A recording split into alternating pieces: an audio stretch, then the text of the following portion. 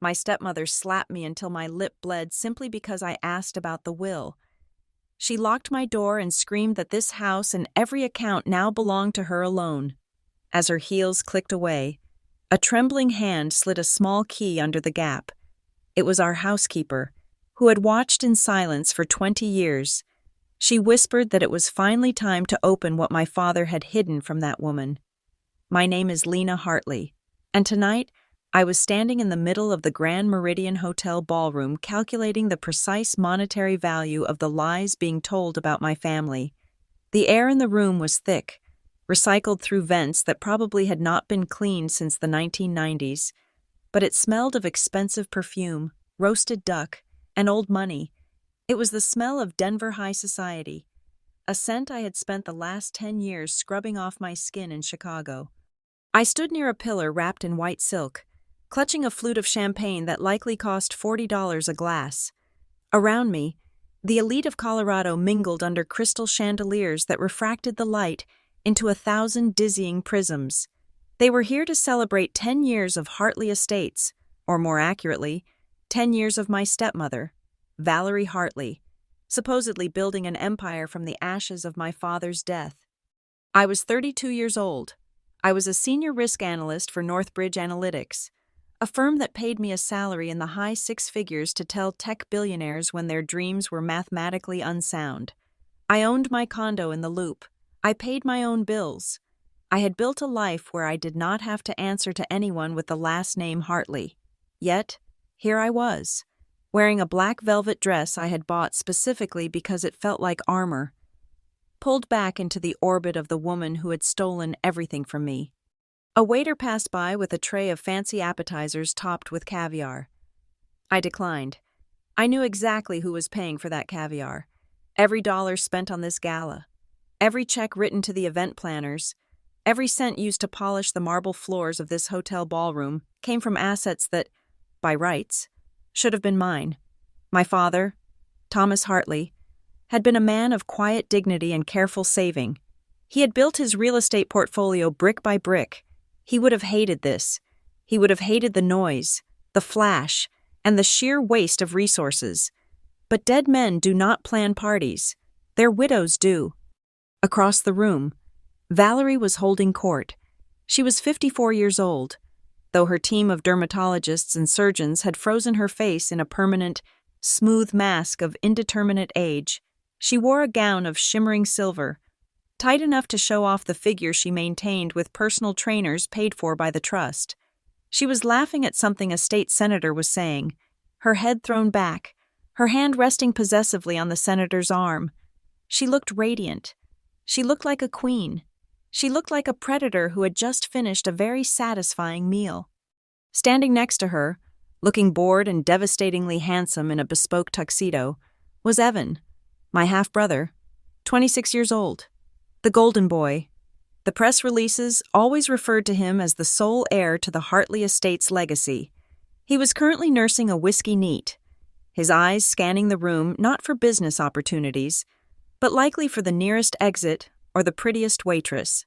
Evan had never worked a day in his life. Why would he? Valerie had ensured that the world believed the sun rose and set on his shoulders. He had failed out of 3 startup incubators, all funded by the company, and yet tonight, he was being feted as a visionary. I took a sip of the champagne. It tasted acidic. I watched them from my corner, analyzing the room the way I analyzed distressed assets at Northbridge. I saw the cracks in the foundation. I saw Mr. Henderson, the old family lawyer who had served my father for 30 years. He was standing by the buffet, looking aged and weary, avoiding eye contact with anyone important. I saw the bankers from Wells Fargo, men who knew exactly how leveraged the company actually was behind the glitz. They looked at me with a mixture of pity and apprehension. They knew who I was. They knew I was the daughter who had been erased. Suddenly, the music lowered, a spotlight swept across the room, blinding me for a second before settling on the small stage at the front. Valerie stepped up to the microphone, the silver sequins of her dress catching the light like shards of glass. "Thank you," she cooed. her voice amplified to fill the cavernous space. "Thank you all for being here to mark this incredible milestone. 10 years ago, when we lost my beloved Thomas, many thought Hartley Estates would crumble. They said a woman could not steer this ship." She paused for effect. The crowd murmured their sycophantic disagreement. "But for the sake of my family, for the sake of my son, I stood strong," she continued, her voice trembling with a practiced emotion that made my stomach turn. "We built this legacy together, and speaking of family, I am so touched that my stepdaughter, Lena, could join us from Chicago tonight. Lena, darling, where are you?" The spotlight swung wildly, hunting for me. I froze. This was not part of the plan. I had come to observe, to witness, not to participate. But the light found me, pinning me against the pillar like an insect on a display board. "Come up here, darling," Valerie beckoned, waving her manicured hand. "Don't be shy." I had two choices.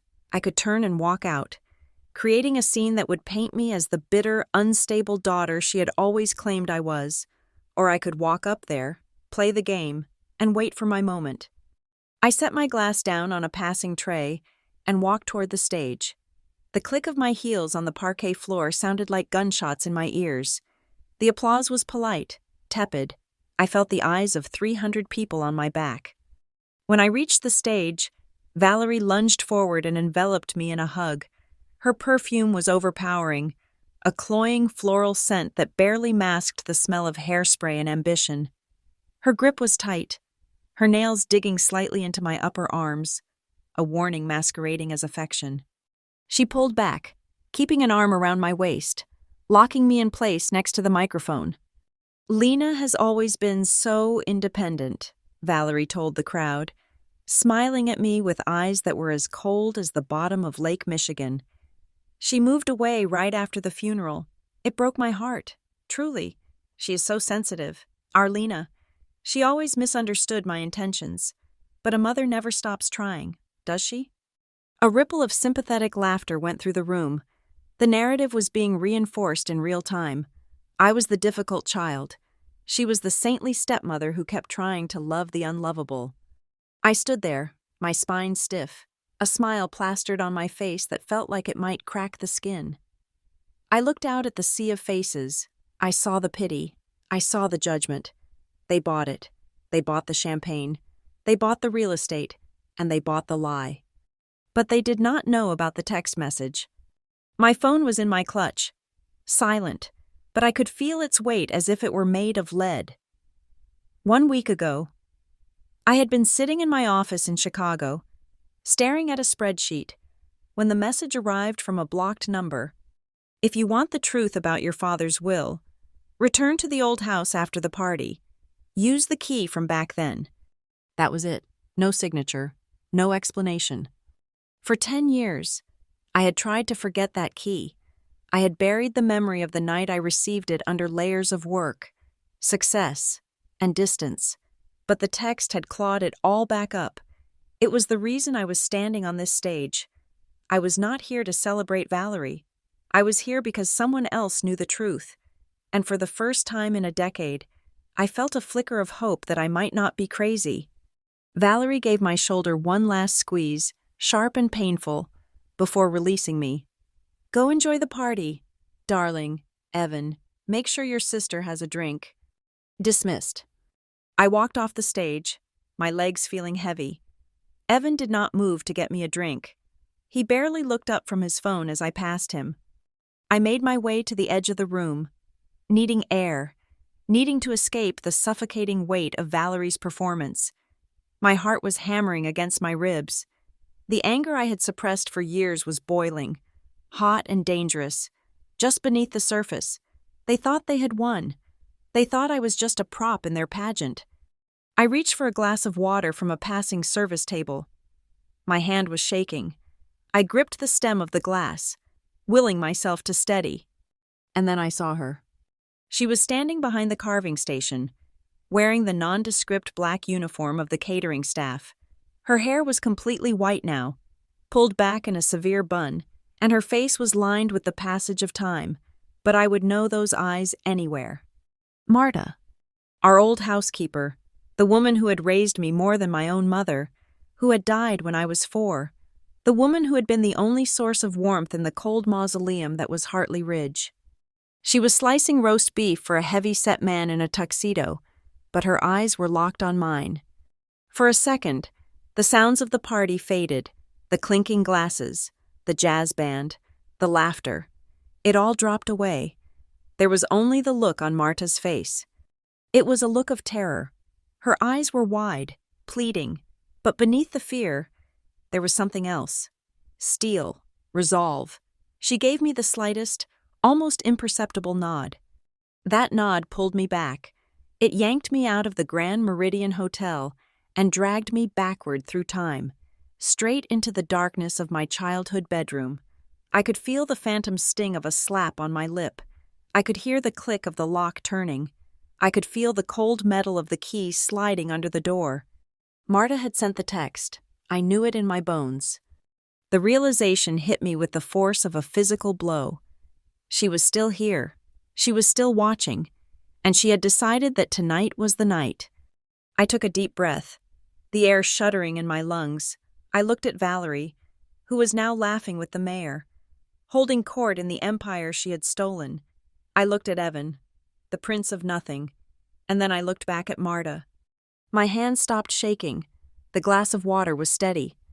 For 10 years, I had played the role they assigned me, the runaway, the sensitive one, the failure who could not handle the family business. I had let them write the story because I thought I had no power to change the ink. But I had the key. I still had the key. The fear that had gripped me when I walked in began to recede, replaced by a cold, hard clarity. This party was not a celebration of their victory. It was the setting for their reckoning. I took a sip of water, the liquid cool against my throat. I was not the 22-year-old girl crying on the floor anymore. I was a risk analyst, and I had just identified the biggest threat in the room. It was not Valerie. It was me. I turned my gaze back to the stage, where a large portrait of my father had been unveiled. He looked stern, but kind. He looked like the man who had taught me how to play chess, how to read a balance sheet, how to look a person in the eye and know if they were lying. Valerie thought she had buried his legacy. She thought she had buried me.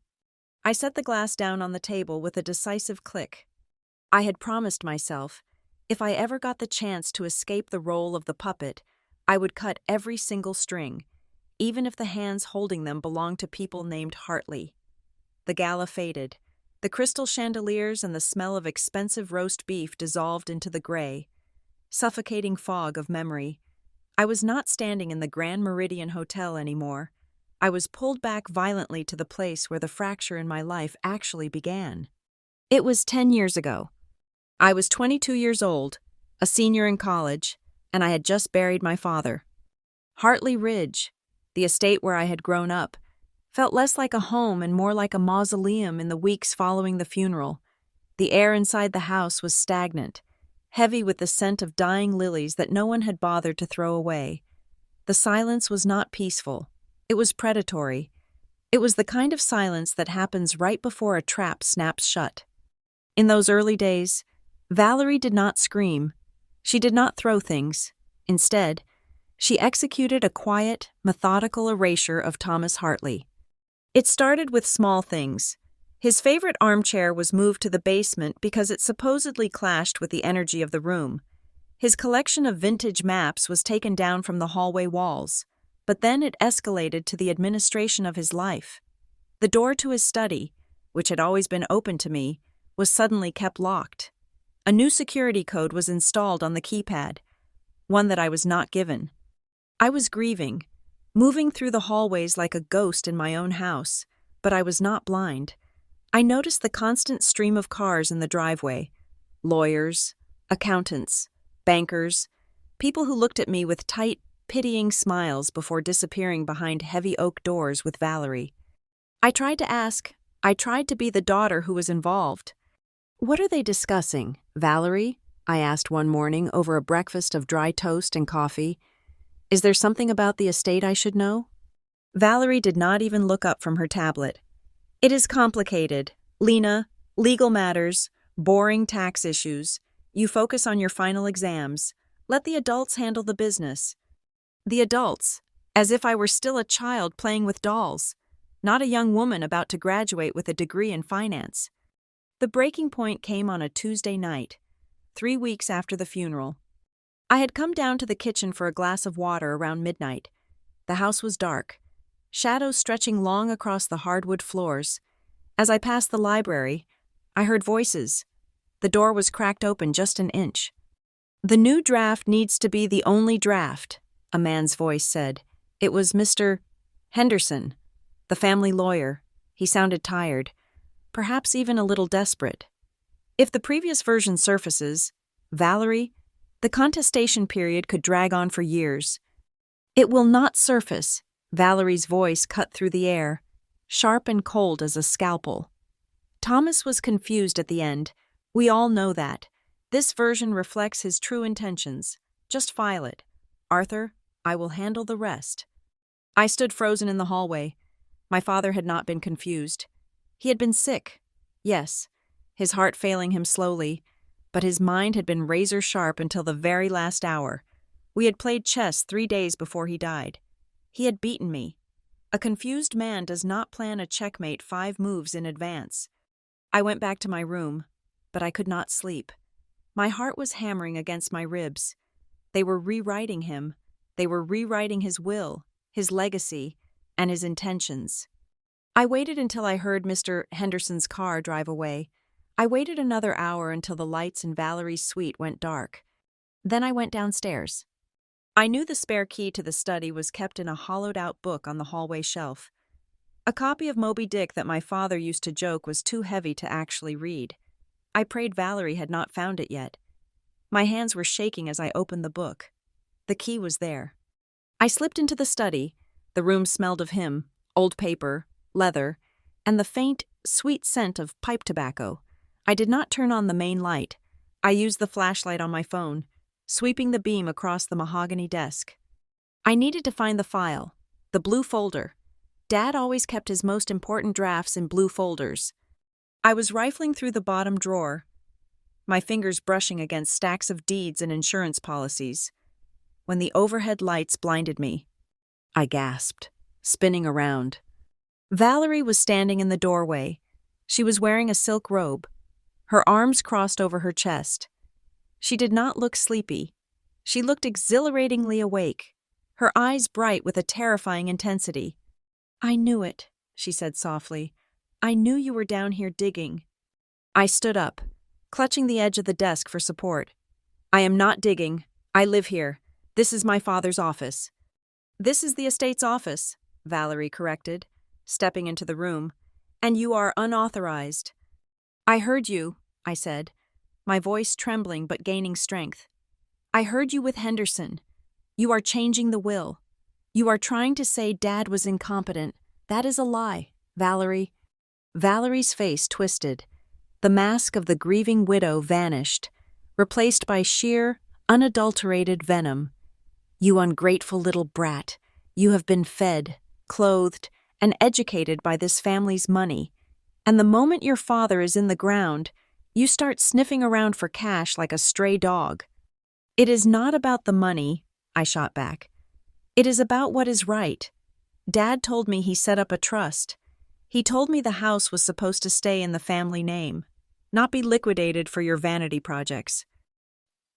"My vanity projects?" She laughed, a harsh, barking sound. "I am the one keeping this sinking ship afloat. Your father was too soft. He let people walk all over him. He let you walk all over him." "Do not talk about him," I warned, stepping forward. "Or what?" Valerie challenged. She closed the distance between us. She was shorter than me, but in that moment, her rage made her seem enormous. "What will you do, Lena? Cry? Run away?" "I will call the partners," I said. "I will demand an audit. I will not let you steal everything just because you think you deserve it." That was the trigger. I did not see the slap coming. It was fast, brutal, and shockingly hard. Her hand connected with my cheekbone and lip with a wet crack. My head snapped to the side. The shock was more painful than the blow itself. I tasted copper in my mouth. Blood. I stumbled back, hand flying to my face. "You just hit me!" "I should have done it years ago," Valerie hissed. She grabbed my arm. Her fingers were like talons, digging into my bicep. "Get out. Get out of this office." "Let go of me," I screamed, trying to wrench my arm away. I was 22. I was an adult. I was not a child to be disciplined. But panic has a way of reducing you to your most primal instincts. I tried to push past her, to get to the door, but she shoved me. She shoved me hard. I lost my balance and hit the wall, my shoulder taking the brunt of the impact. Before I could recover, she grabbed the front of my shirt, bunching the fabric in her fist, and dragged me toward the hallway. "You want to act like a thief? I will treat you like one." "Valerie, stop," I yelled. "This is assault. I will call the police." "Who are they going to believe?" she panted, wrestling me toward the staircase. The grieving widow defending her home, or the hysterical stepdaughter who broke into a secure room? She dragged me up the stairs. I struggled, kicking out, but the shock had drained my strength. She threw me into my bedroom. I stumbled, falling onto the rug. Before I could scramble up, she saw my phone lying on the bed where I had left it earlier. She snatched it up. "No!" I lunged for her. She pushed me back down, her eyes wild. Then she stepped out into the hallway and slammed the door. The sound of the lock turning was the loudest thing I had ever heard. Click. "Open the door!" I screamed, pounding on the wood with both fists. "Valerie, you cannot do this. This is false imprisonment. Open the damn door." "Shut up!" Her voice came through the wood, muffled but vibrating with rage. "You stay in there until you learn your place." "I am not a child," I sobbed, the humiliation washing over me hot and thick. "I am 22 years old. Give me my phone." "This house," Valerie said, her voice dropping to a terrifyingly calm register. "This company, every deed, every bank account, every single spoon in the silver drawer, it is mine now, mine and Evan's. You are a guest, Lena, a temporary, unwanted guest, and if you do not learn to behave, you will not even be that." I heard her footsteps walking away, click-clack down the hallway, then silence. I slid down the door until I hit the floor. I pulled my knees to my chest, burying my face in my arms. My lip was throbbing.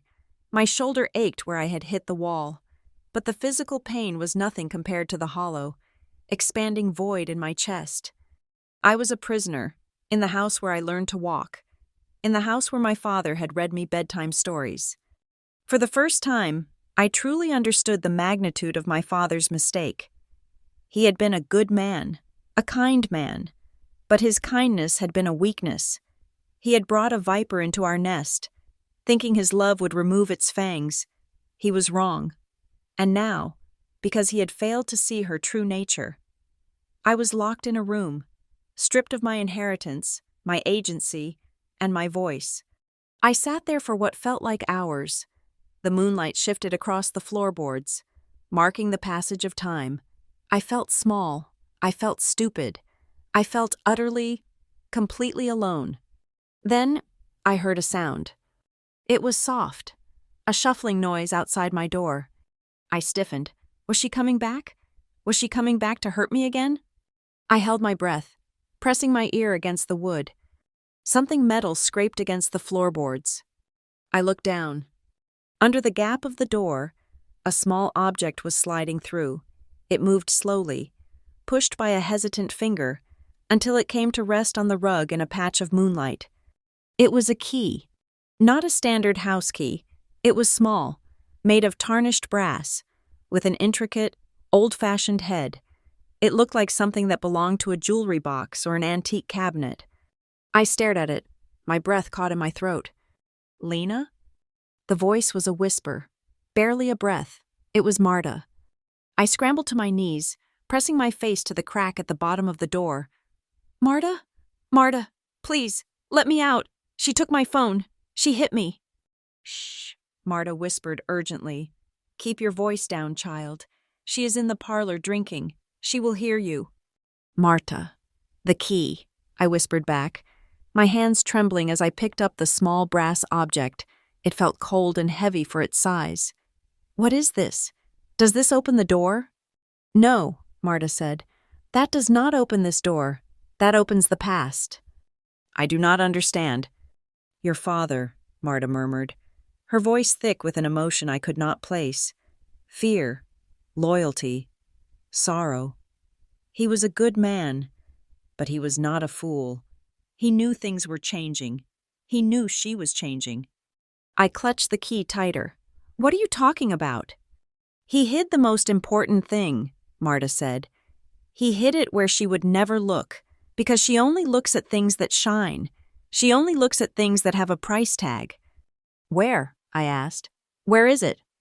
Not yet, Marta whispered. You cannot use it yet. If you use it now, she will destroy it. She will destroy you. She has the lawyers. She has the power right now.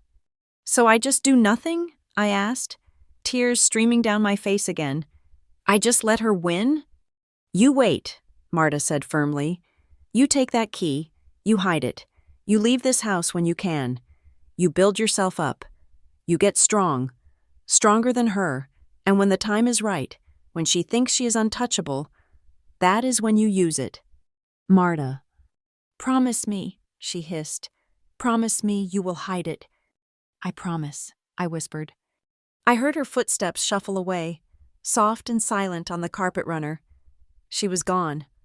I was alone again, but the room felt different. The air was no longer just heavy with fear. It was charged with something else. I stood up and walked to the vanity mirror in the corner of my room. I turned on the small lamp. The reflection staring back at me was a stranger. My hair was messy. My eyes were swollen and red-rimmed. There was a smear of dried blood on my chin, and my lip was split, swelling into an angry purple bruise. I looked like a victim. I looked like a battered woman. I looked down at the key in my hand. It was dull and unpolished. Nothing like the diamond rings Valerie wore. It was simple. It was real. I closed my fist around it, tight enough that the metal bit into my palm. My father had not left me defenseless. He had left me a weapon. He had just hidden it, waiting for me to be smart enough to wield it. I wiped the blood from my chin with the back of my hand. I stopped crying. The fear was still there, a cold knot in my stomach, but beside it, a small flame flickered to life. It was not a roaring fire of immediate revenge. It was a pilot light, a slow, steady burn. I would not scream anymore. I would not bang on the door. I would let Valerie think she had broken me. I would let her think she had won the war tonight. But I would remember. I would remember the sting of her hand. I would remember the sound of the lock. I would remember the way she looked at me like I was trash to be discarded. I looked into my own red eyes in the mirror and made a silent vow. Keep the key, survive, get out, get rich, get powerful, and come back. I turned off the lamp and sat on the bed, the key warm in my hand, waiting for the sun to rise on the first day of my new life, the life where I was no longer Lena the daughter, but Lena the architect of their downfall. I left Hartley Ridge 48 hours after my college graduation ceremony. I did not wait for a farewell party. I did not wait for Valerie to offer me a fake hug or for Evan to ask if he could have my room for a home gym. I packed 2 suitcases with practical clothes, left the designer dresses my father had bought me in the closet, and walked out the front door. The only thing of real value I took with me was the small, tarnished brass key Marta had slid under my door.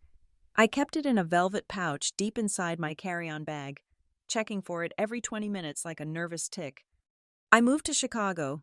It was far enough away to breathe, but close enough to keep watch. I landed a job as a junior analyst at Northbridge Analytics, a firm known for chewing up graduates and spitting them out within 18 months. I did not care.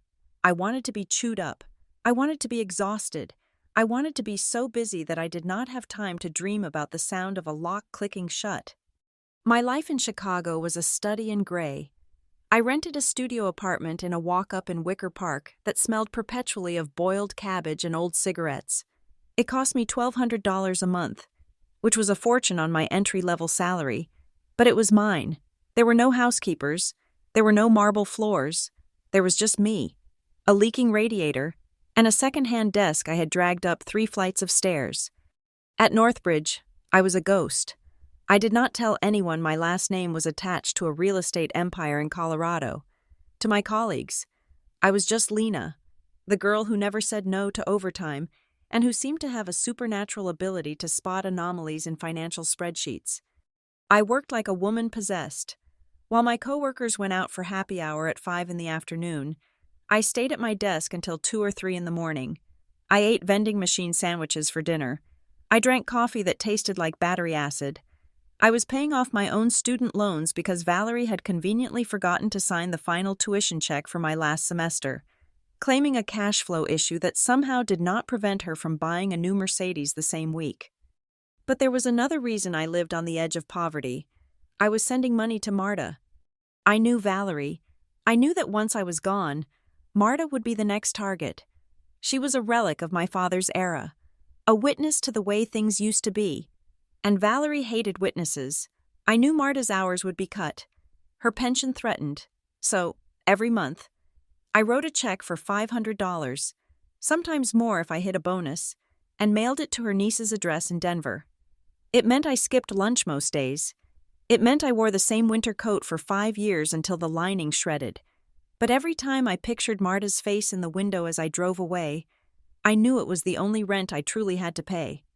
While I was grinding my life away under fluorescent lights, Valerie was busy polishing her crown. I would see her face in the business section of the news, usually accompanied by headlines like "The Widow Who Saved an Empire" or "Resilience in Pearls." She gave interviews about how hard it was to be a single mother running a conglomerate, painting a picture of heroic sacrifice that made me want to vomit. In her version of the story, I did not exist. I was a footnote, a wayward child who had chosen a different path, if I was mentioned at all.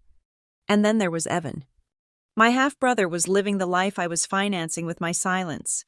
I followed him on social media from a burner account. His Instagram was a curated gallery of unearned wealth. There were photos of him in Aspen, wearing ski gear that cost more than my car.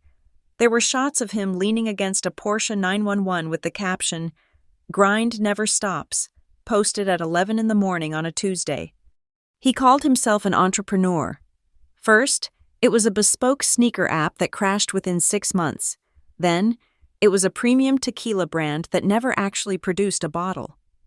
Each time he failed, the Hartley Estates press office would spin it as a strategic pivot, and the losses would be absorbed by the company. The injustice of it sat in my chest like a stone that grew heavier every day. But I did not scream. I did not post angry comments. I watched, I waited, and I documented. Occasionally, my phone would ring with the Denver area code. "Lena, darling," Valerie's voice would purr down the line, usually around the time quarterly taxes were due. "How is Chicago? Is it terribly cold?" "It is fine, Valerie," I would say, typing away on my other screen. "What do you want?" "So transactional," she would sigh. "It is just, Evan is in a bit of a bind, a liquidity issue. The trust distribution is delayed because of some banking red tape, and he needs to cover a margin call. It is just $10,000. A loan, of course." I knew it was not a loan. I knew I would never see that money again. "I thought the company was doing record numbers," I would say, testing her. "Asset rich, cash poor. You know how it is," she would reply, her voice dropping to a conspiratorial whisper. "Your father would hate to see Evan struggle. Lena, you know he wanted you to look out for your brother. You are the smart one with numbers. Help him out." That was her knife. She used my dead father as the handle, twisting it every time she needed something. She knew I carried a mountain of guilt for leaving, for failing to protect his legacy. She monetized my grief. And for the first 3 years, I paid. I transferred the money. $5,000 here, $8,000 there. I told myself I was doing it for Dad. I told myself I was keeping the peace. But I was a risk analyst. My job was to find patterns in chaos, and a pattern was emerging. I started a file on my encrypted drive. I named it the ledger. Every time Valerie asked for money, I recorded the date, the time, the amount, and the excuse she gave. I cross-referenced these requests with Evan's social media activity. Date: March 3rd. Amount: $12,000. Excuse: emergency repairs on the rental properties. Evan's Instagram. March 4th. A photo of him at a VIP table in Las Vegas with 3 bottles of Grey Goose. Date: August 10th. Amount: $6,000. Excuse: legal fees for a zoning dispute. Evan's Instagram. August 11th. A new Rolex Submariner on his wrist. Caption: treat yourself. The realization was slow, cold, and absolute. She was not just bad with money. She was draining the estate. She was using emotional blackmail to siphon cash from anyone who would listen. Me, distant cousins, even old business partners of my father who felt sorry for the widow. She was running Hartley Estates like a personal piggy bank, and she was using guilt as the debit card. By the time I was 28, I had stopped sending money. When she called, I told her I was broke. I told her the market was down. Her tone shifted instantly from sweet to icy, and the calls stopped coming as frequently. I was promoted to senior analyst. I moved to a slightly better apartment, one with a doorman and heat that worked. I bought expensive suits. I hardened. The frightened girl who had sat on the floor of her bedroom was gone, replaced by a woman who could look at a catastrophic financial report and not blink. Then came the email. It arrived on a rainy Tuesday night in November. I was at my office, the only light coming from the city skyline and my dual monitors. The subject line was blank. The sender was a scrambled alphanumeric address that untraceable. I opened it. There was no text in the body of the email, just an attachment, a single high-resolution photograph. I clicked it open. The image filled my screen. It was a photo taken in a dark room, illuminated by the harsh flash of a camera. It showed a heavy, iron safe sitting in a corner of a concrete room. Dust motes danced in the light. The safe was old, painted a dull, peeling green. It looked like something from the 1920s. I leaned closer to the screen, my heart skipping a beat. I recognized the concrete floor. I recognized the damp stain on the wall in the background. It was the deep storage room in the basement of Hartley Ridge, a room we used to store broken furniture and holiday decorations, a room I had not entered since I was 10. But it was the safe itself that made my blood run cold. I reached into my purse and pulled out the velvet pouch. I took out the brass key. I held it up to the screen. The keyhole on the safe in the photo was not a modern tumbler. It was an intricate, clover-shaped opening. It matched the shape of the key in my hand perfectly. A second email arrived 30 seconds later. The will you never got to read is in here. That was it. I sat back in my ergonomic chair, the hum of the server room buzzing in my ears. Marta.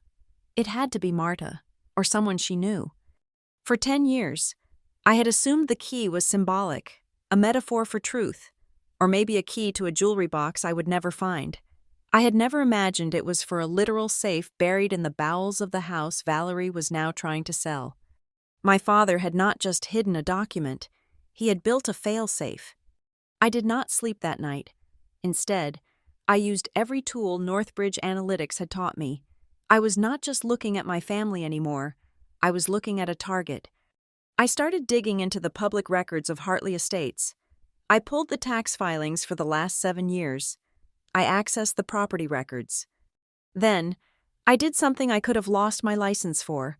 I used a backdoor into the accounting software of the regional bank that handled the Hartley accounts, a vulnerability I had discovered during a legitimate audit a year prior but never reported.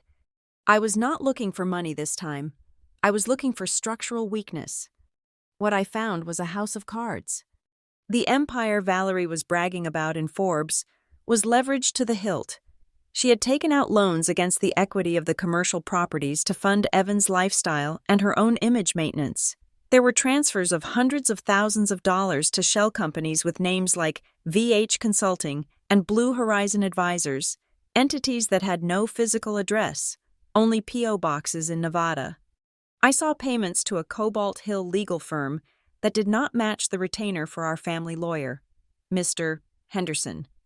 I saw the rot. My father's company was bleeding out. If she continued at this rate, there would be nothing left in 5 years. The legacy he had spent 40 years building would be auctioned off for pennies on the dollar. I printed everything: the bank transfers, the shell company registrations, the tax discrepancies. I looked at the photo of the safe on my screen again. The will. If there was a will in that safe, a real will, dated before the one Valerie had forced through probate, it would change everything. It would prove that the last 10 years had been a fraud.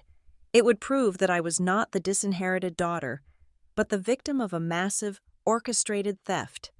I stood up and walked to the window, looking out at the lights of Chicago. I had spent a decade running away. I had built a fortress of indifference, hiding behind my career and my distance. I had thought that by leaving, I was saving myself. But looking at the data spread out on my desk, I realized I had not been saving myself. I had been sharpening myself. I was not the 22-year-old girl who could be locked in a room anymore. I was a woman who knew how to trace a wire transfer through 3 different offshore jurisdictions. I was a woman who knew exactly what prison time looked like for tax evasion and fiduciary fraud. I touched the key hanging around my neck. It was warm against my skin. I picked up my phone and opened my calendar. The invitation to the 10-year anniversary gala was still sitting in my inbox, unreplied to. I hit accept. I was going back to Denver, but I was not going as a guest. I was not going as a daughter. I packed my laptop. I packed the dossier of financial crimes I had just assembled, and I packed the key. Valerie wanted a celebration. I would give her one. The next time I walked through the doors of Hartley Ridge, I would not be asking for permission to enter. I would be coming to foreclose. I approached the legal battle the same way I approached a hostile corporate takeover. I did not need a therapist. I needed a shark.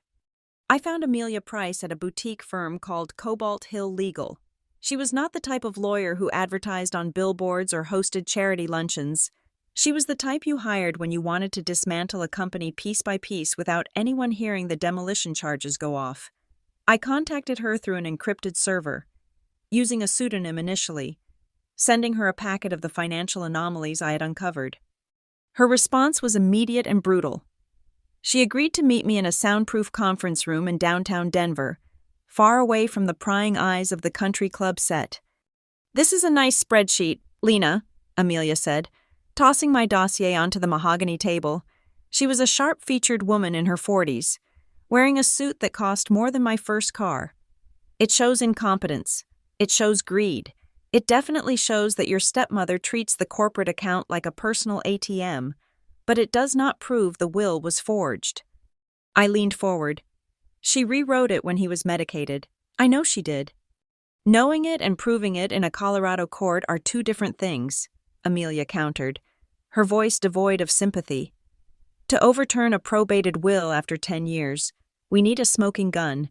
We need the original document. We need proof that Valerie concealed or destroyed the valid will. Without that, you are just a disgruntled daughter suing a widow who is beloved by the local press. You will lose, and you will pay her legal fees." She was right. I needed hard evidence. I spent the next 3 weeks living a double life. During the day, I worked remotely for Northbridge, keeping up appearances. By night, I was studying the Colorado probate code until my eyes burned. I learned about undue influence. I learned about statutes of limitations for fraud. I learned that if I could prove the existence of a will signed after my father married Valerie, or a prenuptial agreement she had suppressed, the entire legal foundation of her empire would crumble. To operate freely, I formed a shell company called Veritas Holdings LLC, registered in Delaware. Through that entity, I purchased a small, nondescript condo in the Highlands neighborhood of Denver. It became my war room. I filled the walls with timelines, connecting Valerie's spending spikes with the dates of legal amendments to the trust. But the clock started ticking faster than I anticipated. The call came on a Thursday afternoon. My burner phone rang, a cheap prepaid device I had mailed to Marta months ago, instructing her to use it only for emergencies. She is selling the house. Marta's voice crackled over the line. I could hear the background noise of a grocery store scanner. She was calling from the payphone at the King Soopers near the estate. What do you mean? I asked, my grip tightening on the phone. The realtor was there this morning, Marta whispered. They are listing it next week. Valerie wants to move into the penthouse at the Four Seasons. She says the old house is too full of ghosts. My blood ran cold. If she sold Hartley Ridge, the new owners would renovate. They would clear out the basement. They would cut open or dispose of the old iron safe bolted to the floor in the storage room. Did she go into the basement? I asked. No, she hates it down there. But the stagers are coming on Monday to clear out the junk. Lena, if there is something in that safe, you need to get it now. I hung up and immediately called Amelia. We have a problem, I said. The evidence is about to be thrown into a dumpster.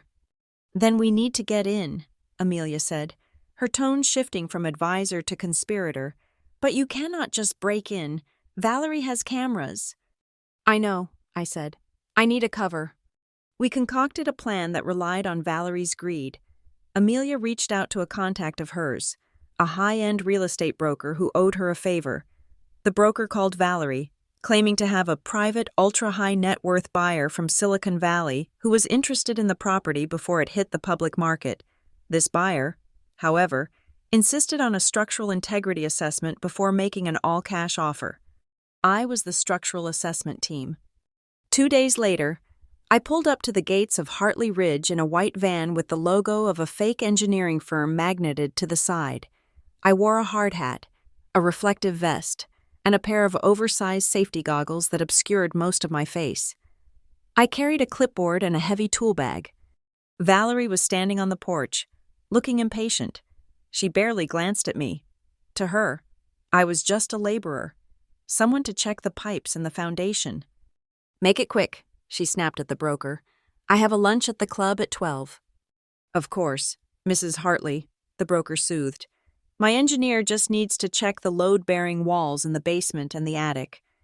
Fine, she waved a hand dismissively. Just do not track mud on the carpets. I walked past her. The smell of the house hit me instantly. Lemon polish and cold air. It was the smell of my childhood, distorted. The furniture was different. My mother's piano was gone. The hallway was lined with portraits of Valerie and Evan. I kept my head down, my heart hammering against my ribs like a trapped bird. I will start in the basement, I muttered, deepening my voice slightly. I walked to the door under the stairs. My hand shook as I turned the knob. The basement was cool and damp. It was exactly as I remembered it, cluttered with boxes of Christmas decorations and old furniture covered in dust sheets. I navigated through the maze of forgotten memories until I reached the back storage room. There it was. The safe. It was a heavy green iron box, bolted into the concrete floor. It looked ancient, untouched by the slick, modern renovation Valerie had inflicted on the rest of the house. I fell to my knees in front of it. I reached into my pocket and pulled out the brass key. It felt hot in my palm. Please fit. Please fit. I slid the key into the clover-shaped hole. It went in smoothly.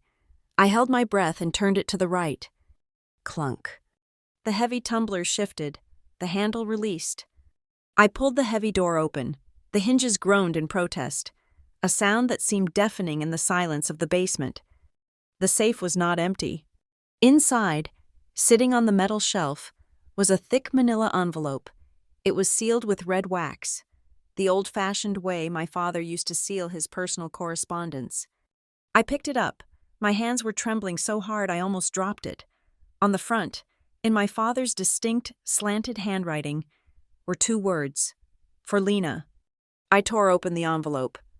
Inside was a document titled Last Will and Testament of Thomas J. Hartley, dated 6 months before his death, and crucially, 3 months after his marriage to Valerie. Behind it was a USB drive, the old, bulky kind from 10 years ago. And there was a letter. I unfolded the letter, my eyes scanning the familiar script. My dearest Lena, if you are reading this, then my fears were justified. I have made a mistake, my darling. I thought I could manage Valerie's ambition. But I see now that her hunger is endless. I suspect she is working with Henderson to alter my estate plan. I am being medicated heavily, and there are days I cannot remember signing the papers they put in front of me. But today, my mind is clear. I have drafted this will with a new attorney, one outside of Henderson's firm, and I am hiding it here. This safe is the only thing in this house that only you and I know about. Marta has the key. Trust her. I am leaving the majority of the estate to you, not because I do not love Evan, but because I know that if Valerie controls the money, she will ruin him. You are the strong one. Lena, you always were. I am sorry I was not strong enough to protect you while I was alive. I hope this protects you now. Love, Dad. Tears blurred my vision behind the safety goggles. He knew. He had not abandoned me. He had been fighting a battle I knew nothing about, trapped in his own failing body. I heard footsteps on the floorboards above me. Valerie's heels. I did not have time to cry. I pulled out my phone and photographed every single page of the will. I photographed the letter. I photographed the USB drive. Then, I made a split-second decision. I could not leave the originals here. If the house was sold, the safe would be gone. But if I took them and Valerie checked the safe, she would know someone had been here. I looked around the room. I saw a stack of old magazines. I grabbed a similar-sized envelope from a box of office supplies on a nearby shelf. I stuffed it with folded pages from a magazine to mimic the thickness of the documents. I sealed it as best I could and placed it back in the safe. I took the real envelope, the will, the letter, and the USB drive, and shoved them deep into the inside pocket of my heavy work vest, zipping it tight against my chest. I closed the safe door. I locked it. I pocketed the key. I stood up, wiping the dust from my knees. I took a deep breath, composing my face. When I walked back upstairs 5 minutes later, Valerie was in the kitchen, yelling at someone on the phone. She did not even look at me as I walked to the front door. Foundation looks solid, I told the broker, who was waiting by the entrance. I have everything I need. I walked out of the house, the weight of the envelope against my ribs feeling heavier than gold. An hour later, I was in Amelia's office. She sat at her desk, reading the documents I had spread out. She plugged the USB drive into an isolated laptop. An audio file began to play. It was my father's voice, sounding weak but lucid, recording a meeting with his secret attorney, detailing Valerie's pressure tactics and his intent to revoke the previous will. Amelia listened for 5 minutes in silence. Then she took off her glasses and looked at me. Her eyes were wide. "Lena," she said, her voice low and serious, "this is not just a probate dispute anymore. This will prove that the document Valerie submitted to the court 10 years ago was a forgery, and this audio recording proves she knew about it." She tapped the paper on her desk. "If these are authentic, and the dates hold up, we are looking at first-degree fraud. We are looking at perjury, and if the bank knowingly accepted the other will despite red flags, we are looking at institutional collusion." She smiled, a shark-like grin that showed all her teeth. "You did not just find a will, Lena. You found a hand grenade, and we are going to pull the pin right in the middle of her anniversary party." The phone call came 2 days after my excursion to the basement, just as the sun was setting over the Rockies, painting the Denver sky in bruises of purple and orange. I was sitting on the floor of my temporary condo in the Highlands, cross-referencing the dates from my father's real will with the bank transfers I had hacked. My personal phone rang, not the burner, the real one. The screen flashed a name I had not seen in 6 months, Valerie Hartley. I stared at it for a moment, my pulse steady, a decade ago. Seeing that name would have sent me into a panic attack. Now, it just felt like a notification from a collection agency, annoying but manageable. I hit the record button on my laptop, placed the phone on speaker, and answered. "Hello, Valerie." "Lena, darling." Her voice oozed through the speaker, rich and warm like melted caramel. But I knew better. I knew the razor blade hidden inside the apple. "I heard the most interesting thing today from my friends at Sotheby's. They told me someone has been asking questions about the structural integrity of the estate. Someone who sounds remarkably like you. I leaned back against the sofa, taking a sip of lukewarm water. I work in risk analysis. Valerie, you know that. I keep an ear to the ground on all major real estate movements in Denver. It is just professional curiosity. Curiosity, she repeated, the warmth dropping a few degrees. Is that what we are calling it? Because to me, it feels like ingratitude, again. I said nothing. I let the silence stretch. It was a negotiation tactic. The first person to speak loses leverage. You know, she continued, her tone shifting into that practiced martyr-like sigh she used so effectively on her donors. I was looking through old photo albums yesterday. I found the pictures from your graduation. The one I paid for. Do you remember that? Lena? Do you remember who wrote the check for your tuition when your father's accounts were frozen during probate? I did. I made sure you had a roof over your head. I made sure you were fed. And this is how you repay me? By sniffing around my property like a building inspector? I am not sniffing, Valerie, I said calmly. I am an heir. Whatever happens to the estate impacts the family legacy. I assume you want the sale to go smoothly. I want, she snapped, losing the facade for a fraction of a second. For you to remember your place. You are comfortable in Chicago because I allowed you to be. I signed off on the small settlement you got when you left. I could have cut you off completely. Your father left a mess. Lena, a financial mess. I cleaned it up. I am the reason the name Hartley still means something in this town. Is that so? I asked, my eyes drifting to the stolen will on the table next to me. I thought the name Hartley meant integrity, honest dealings. Don't you lecture me on integrity, she hissed. You, who abandoned your brother when he needed guidance. You, who ran away to play corporate ladder climber while I dealt with the grief.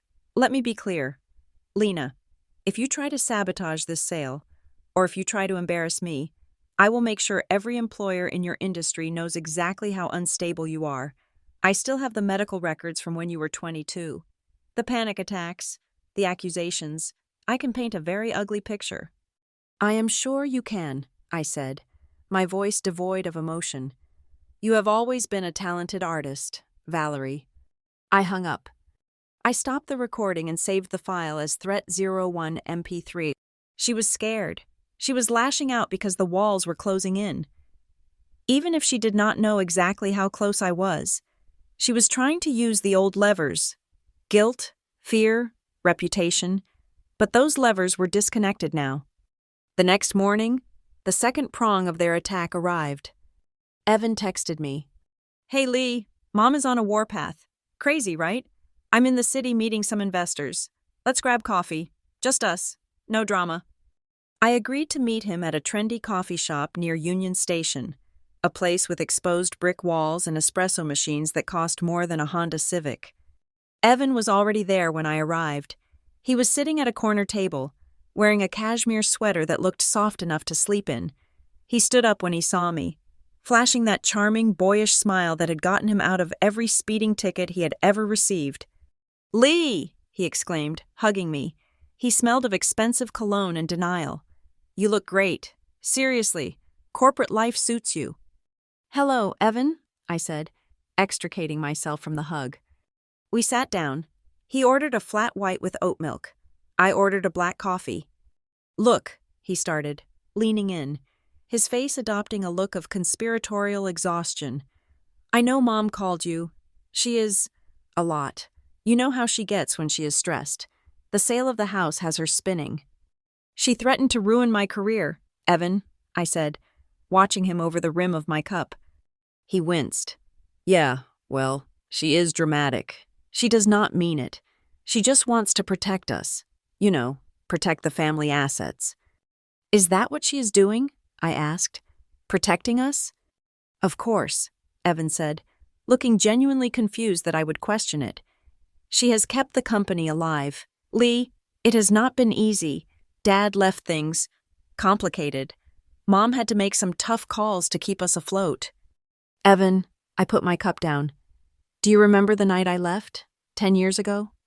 He looked down at his foam art, shifting in his seat. Yeah, vaguely. It was a chaotic time. Do you remember the night before that, when she locked me in my room? He paused. A flicker of discomfort crossed his handsome face. He picked up a spoon and started stirring his coffee unnecessarily. I remember hearing some yelling, he mumbled. I was screaming. Evan, I said, my voice low. I was screaming for help. I was begging someone to open the door. You were in the room right next to mine. You were 16 years old. You heard me. He sighed, dropping the spoon. Lee, come on. I was a kid. I was scared. Mom said you were having a breakdown. She said you were dangerous. I didn't know what to do. Okay? I put my headphones on. I didn't want to get involved in the drama. I just wanted it to stop. I stared at him. I put my headphones on. That was Evan. That was his entire life philosophy. When things got hard, when things got ugly, when the truth was screaming from the room next door, he just put his headphones on. He was not malicious like Valerie. He was something potentially more dangerous. He was willfully blind. He chose comfort over truth every single time. I see, I said. But that is the past, Evan said, brightening up, eager to move away from the uncomfortable topic. The future is huge. Lee, Mom told me the plan. Once the house sells, we are consolidating everything, and by Christmas, she is transferring the voting shares to me, all of them. She says it is time I take the helm. That is what Dad wanted. My stomach turned. Dad wanted that? Yeah, Evan nodded eagerly. Mom showed me the letter he wrote her. He said he wanted me to be the CEO. He said you were too. Risk-averse, that you were meant for a support role, but I was the visionary. He said it with such confidence, such absolute belief, that I almost felt sorry for him. Evan, I said softly, have you ever seen this letter? Well, no. Not the physical paper, he shrugged. But Mom read it to me. Why would she lie? It makes sense. I mean, look at me. I am good with people. I am building a brand. Valerie had constructed an entire alternate reality for him. She had fed his ego for a decade, telling him he was the chosen one, the king in waiting, all while she spent his inheritance on her own vanity. She had turned my father into a prop to validate Evan's narcissism. She is playing you, Evan, I said. His smile vanished. Don't start. Lena, you are always jealous. Just because Dad saw my potential doesn't mean he didn't love you. It is not about jealousy, I said. Standing up, I could not look at him anymore. It is about the fact that you are 26 years old and you are still letting her tell you bedtime stories. I walked out of the coffee shop, leaving him with his oat milk latte and his delusions. I realized then that I could not save Evan. He was not a victim in the same way I was.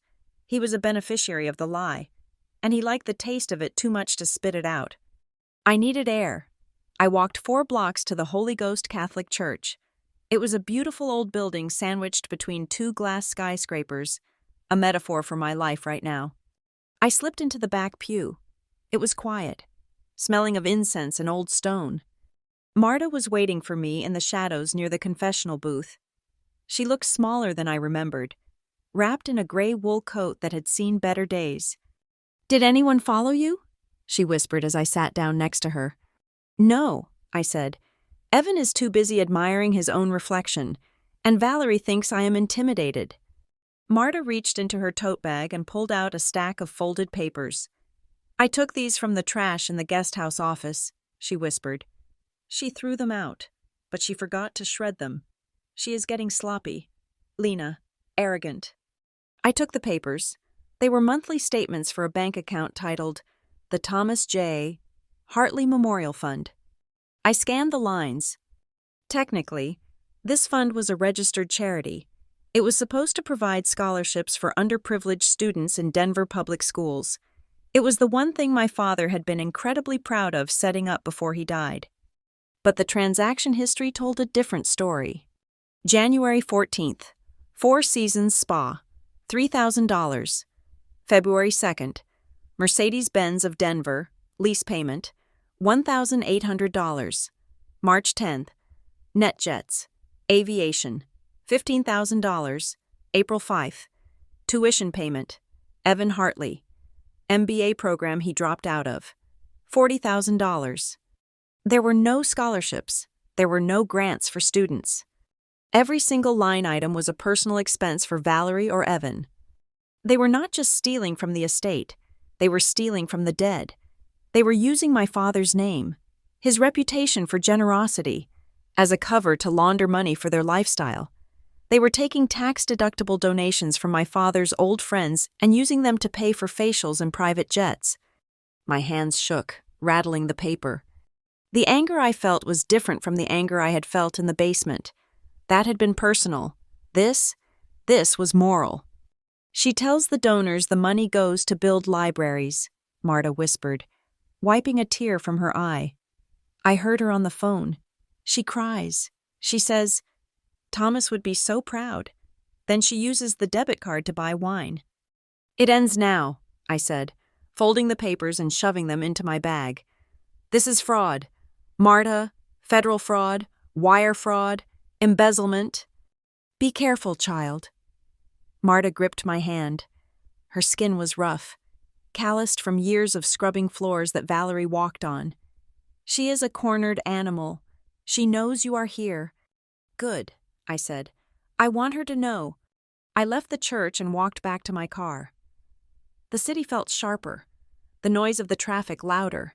I felt like a loaded gun. When I got back to the condo, my phone pinged. It was a text from Valerie. I opened it. It was a photo. It was a picture of my old bedroom at Hartley Ridge, the room where she had locked me in, the room where I had sat on the floor and cried. It was empty now. The furniture was gone. The walls were bare. It looked like a cell. Underneath the photo, she had typed a message. I am listing the house tomorrow. The new owners plan to gut the upstairs. If you continue to be stubborn, the only thing you will inherit from this family is the memory of how pathetic you looked in this room. Go back to Chicago. Lena, this is your last warning. I stared at the photo. She thought showing me the site of my trauma would break me. She thought I was still that 22-year-old girl who was afraid of the dark. She was wrong. I did not see a prison cell. I saw a crime scene. And I had the evidence to prove exactly who the criminal was. I typed a reply, my thumbs moving steady and fast. See you at the party. Valerie. I hit send. Then I turned to my whiteboard.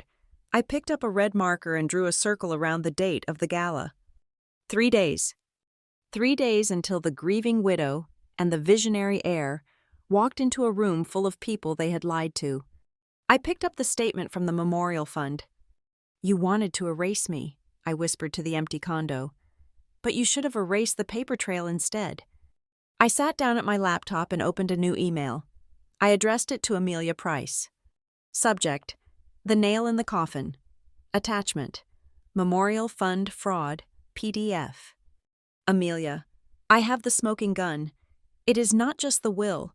They are embezzling from the charity. Get the forensic accountant ready. We are not just suing for the estate. We are sending them to prison. I hit send. The game of cat and mouse was over. Now, it was just a hunt. The conference room at Cobalt Hill Legal smelled of dry erase markers and cold coffee. It was 2 a.m, 3 days before the gala. Amelia Price stood in front of a floor-to-ceiling whiteboard that looked less like a legal strategy and more like a battle map. We have 3 buckets of evidence, Amelia said, capping her red marker with a sharp click. She pointed to the first column. Bucket 1 is the theft, the charity fraud, the embezzlement from the memorial fund, the personal expenses disguised as business costs. This is the clean, white-collar crime. It gets her fined. It gets her removed as CEO. But it does not necessarily put her in prison for a long time. She moved to the second column. Bucket 2 is the forgery, the will, the letter, the audio recording from the USB drive. This is the heavy artillery. If we prove she knowingly submitted a false instrument to the court, that is a Class 4 felony in Colorado. That is prison time. And bucket 3? I asked, studying the board. Bucket 3 is the emotional kill shot, Amelia said, turning to look at me. Marta's testimony, the false imprisonment, the abuse, the fact that she locked a 22-year-old woman in a room to silence her, that is what destroys her in the court of public opinion. That is what makes the jury hate her. We need all three, I said. We do, Amelia agreed. But the timing is everything. If we file a lawsuit tomorrow morning, she will lawyer up.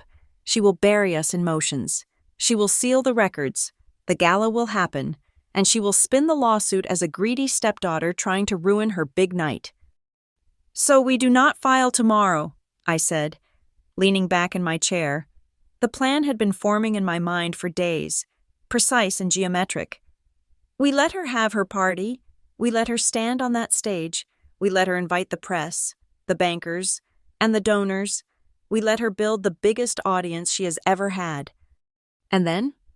And then we burn it down, I said. Liv. We spent the next 6 hours choreographing the takedown. It had to be executed with the precision of a bank heist. I started by lighting the fuse at the edges. I did not go to the police immediately. Instead, I sent an anonymous, encrypted package to the Criminal Investigation Division of the IRS. It contained the raw data of the memorial fund's spending, the private jets, the tuition payments for Evan, the spa days. I did not include the will. I just gave them enough to make them curious, enough to ensure that when the news broke, they would already have a file open. Next, I secured the payload. I hired a digital forensics firm based in Seattle, far away from Valerie's influence, to authenticate the USB drive I had retrieved from the safe. I paid them triple their standard rate to work through the night. They verified the creation dates of the audio files. They verified that the digital signature on the electronic draft of the will matched the timestamp of the recording.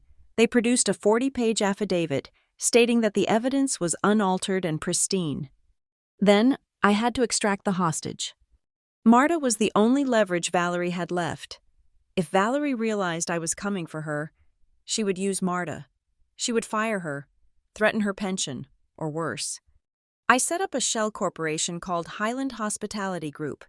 I drafted an employment contract for a senior estate manager position with a salary that was double what Marta was making at Hartley Ridge, plus full benefits and a signing bonus. I met Marta in the parking lot of a diner on Colfax Avenue. Sign this, I said, sliding the papers across the dashboard of my rental car. Marta squinted at the legal jargon. What is this, Lena? It is a job offer, I said. Effective immediately. You are now the property manager for my real estate holding company in Denver. You report only to me. Your pension is fully funded by the company trust I just set up. You are quitting Hartley Ridge today. Marta. She will be furious, Marta whispered, her hand trembling over the pen. Who will serve the wine at the gala? She can hire a catering company, I said firmly. I need you safe. I need you out of that house before the explosion. Pack your things. Go to the apartment address listed on page 4. Do not tell her where you are going. Just leave the keys on the counter. Marta looked at me. For the first time in 20 years, the fear in her eyes was replaced by relief.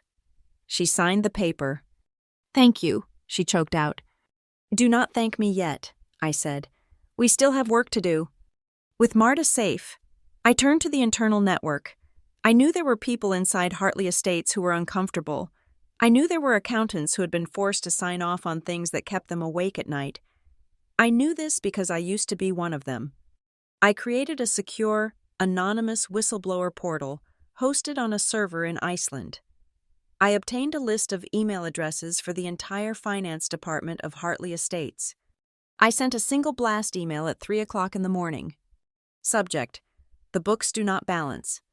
Body: If you have been asked to adjust numbers, reclassify personal expenses, or overlook irregularities, you are not alone. You are also liable. If you want to protect yourself before the federal investigation begins, upload your documentation here. Total anonymity guaranteed. It was a gamble. Most people would delete it out of fear. But at 9 o'clock the next morning, a notification pinged on my laptop. One upload. It was from a junior accountant named David. He was 24 years old. just 2 years older than I was when I was locked in my room. The file he sent was a spreadsheet titled Consulting Fees 2024. I opened it. It was the smoking gun for the money laundering. It showed monthly payments of $25,000 going to VH Consulting, Valerie's shell company, for strategic advisory services. David had added a note in the comments section of the file. I asked for an invoice for these services 3 times. Mrs. Hartley told me to stop asking if I wanted to keep my job. "Got you," I whispered. I forwarded the file to Amelia. Amelia used it to make the call we had been waiting for. She contacted the district attorney's office. She did not speak to a low-level clerk. She called the prosecutor who specialized in white-collar crime, a man named Robert Vance, who had been trying to crack down on charity fraud in the state for years. She told him we had a whistleblower. She told him we had forensic proof of a forged will. She told him that on the night of the 10th anniversary gala, we would be handing him the biggest case of his career on a silver platter. Vance was interested. He agreed to have 2 investigators on standby near the hotel on the night of the party, ready to take statements. The trap was set. Now I had to prepare the bait, and the bait was me. I flew back to Chicago for 12 hours just to turn around and fly back.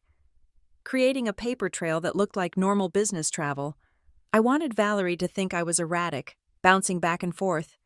I spent the flight staring at the seat back in front of me, rehearsing my psychological state. Valerie thrived on emotion. She wanted me to be the screaming, crying stepdaughter. She wanted a catfight. If I yelled, she could dismiss me as hysterical. If I cried, she could dismiss me as weak. I had to be ice. I had to be a machine. I visualized the confrontation. I visualized her insults. I visualized Evan's smug face. I practiced keeping my heart rate down. I practiced my breathing. In for 4. Hold for 4. Out for 4. I was not going there to argue. I was going there to deliver a verdict. The day of the gala arrived. The sky was a piercing, cloudless blue, the kind of Colorado day that usually made me ache with homesickness. But today, it just felt sharp. I dressed slowly. I chose a black dress. It was not a morning dress. It was sleek, structural, and sharp-edged. It looked like something a CEO would wear to a board meeting where she planned to fire everyone. Before I went to the hotel, I had one last stop to make. I drove my rental car to the perimeter of the Hartley Ridge estate. I parked down the road, hidden by a line of aspen trees. I walked to the side gate, the one the gardeners used, the one that had a broken latch I had never fixed when I lived there. I slipped onto the grounds. The house was buzzing with activity. Delivery trucks were unloading flowers. A tent was being set up in the garden for the overflow guests. I avoided the main areas. I skirted the edge of the property until I reached the side of the house where my old bedroom window was. I could not go inside. Valerie had changed the locks and the alarm codes, but I could touch the wall. I placed my hand on the cold brick. Inside that room, 10 years ago, a girl had sat on the floor and believed her life was over. She had believed she was powerless. She had believed the woman on the other side of the door held all the cards. "I am not in there anymore," I whispered to the bricks, "and no one locks me in anywhere ever again." I reached into my purse and pulled out the velvet pouch. I took out the key, the small, tarnished brass key that Marta had slid under the door, the key that had opened the safe. For 10 years, I had hidden it. I had kept it in pockets, in pouches, in the bottom of bags. I had treated it like a secret shame. I held it up to the sunlight. It gleamed, not with the shine of gold, but with the dull, reliable luster of truth. I took a gold chain from my pocket. I threaded the key onto the chain. I clasped it around my neck.